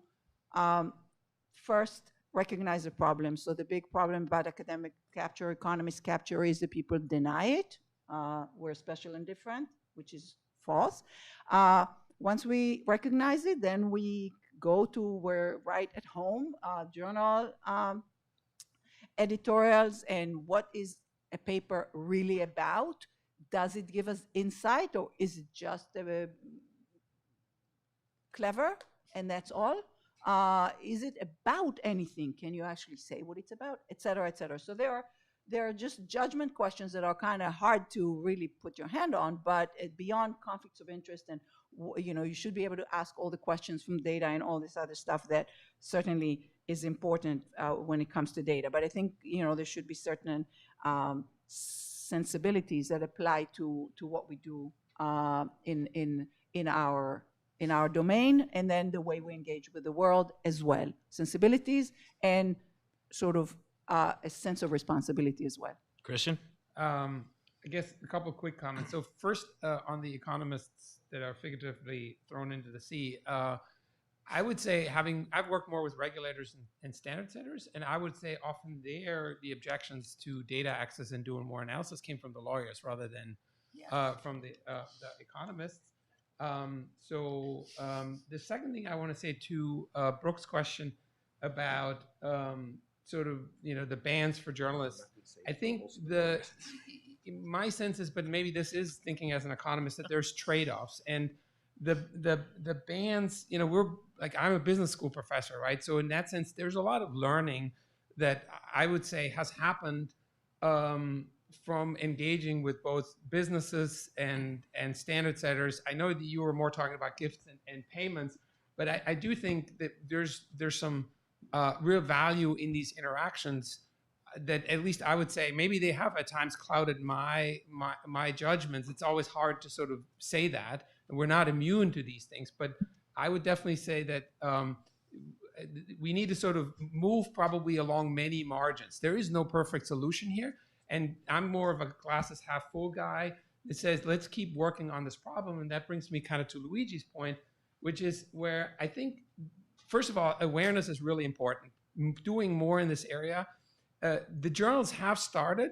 So for instance, the journal that I'm one of the editors of, we've created a code-sharing policy because the issue became with commercial data, you often can't share. The authors cannot share the data. In the journal, in the econ journals, about half the papers get exemptions from the data policies because they can't share the data, right? But the code will help everybody has access to the data, then people can run the code on that data. So that's a step. In preparation for this panel here, thinking about this, I realized that we probably need to do way more on the data policies. Think about the Uber problem and these things. And there, I would say the issue arises not just with companies, but it also arises with respect to governments. Sort of when do they give data out and make that available? And that's sort of something that I think we need to continue to work on it. But Luigi, where you were sort of going very far in saying, once you give access to the researcher, they should be able to go wherever they want to go. I can see how that is also maybe too extreme a solution, because imagine, we as academics are often good at understanding things at a high level, but we're often not very good in the details, right? So you could imagine that somebody puts together a study that really doesn't make sense if you really understood what was going on in this company, puts that study together because it is sensational or because it has sort of like a really surprising result, and then the company basically has to put that out. And we need to figure out exactly how we then have a market that allows to say, well, that was a crazy result, but here's a sensible result. And how can we make that happen? So in my mind, this is, again, something that we need to carefully think about. Isn't the market for journals and referees exactly that market? To some extent it is, but how many, if you give access to this one person, right, and there is not like 15 others that also have the same data access that are all going to write papers on this, and then we're going to put these papers side by side and can say these papers make sense. Or when you then get, as a journal, say you get one of these papers, are you going to say, now we need to find 3 other people that go to Uber, do the same analysis, and then see whether that same analysis shakes out or makes more sense? So I don't think it's that easy. But I'm in favor of, I'm a big, I'm an accountant, so I love transparency and data access. So we should try this, but I'm just saying I think there's sort of other sides of the coin here as well. Luigi, in this paper, did they raise at least the issue of reckless driving? Right. Well, in the interest of time, this could go on, and hopefully, I'm not going to say my therapist says self-reflection should feel uncomfortable. It's okay. You got to breathe through it. Thank you for your attendance, and we look forward to see you at lunch. And thank you. Thanks, guys.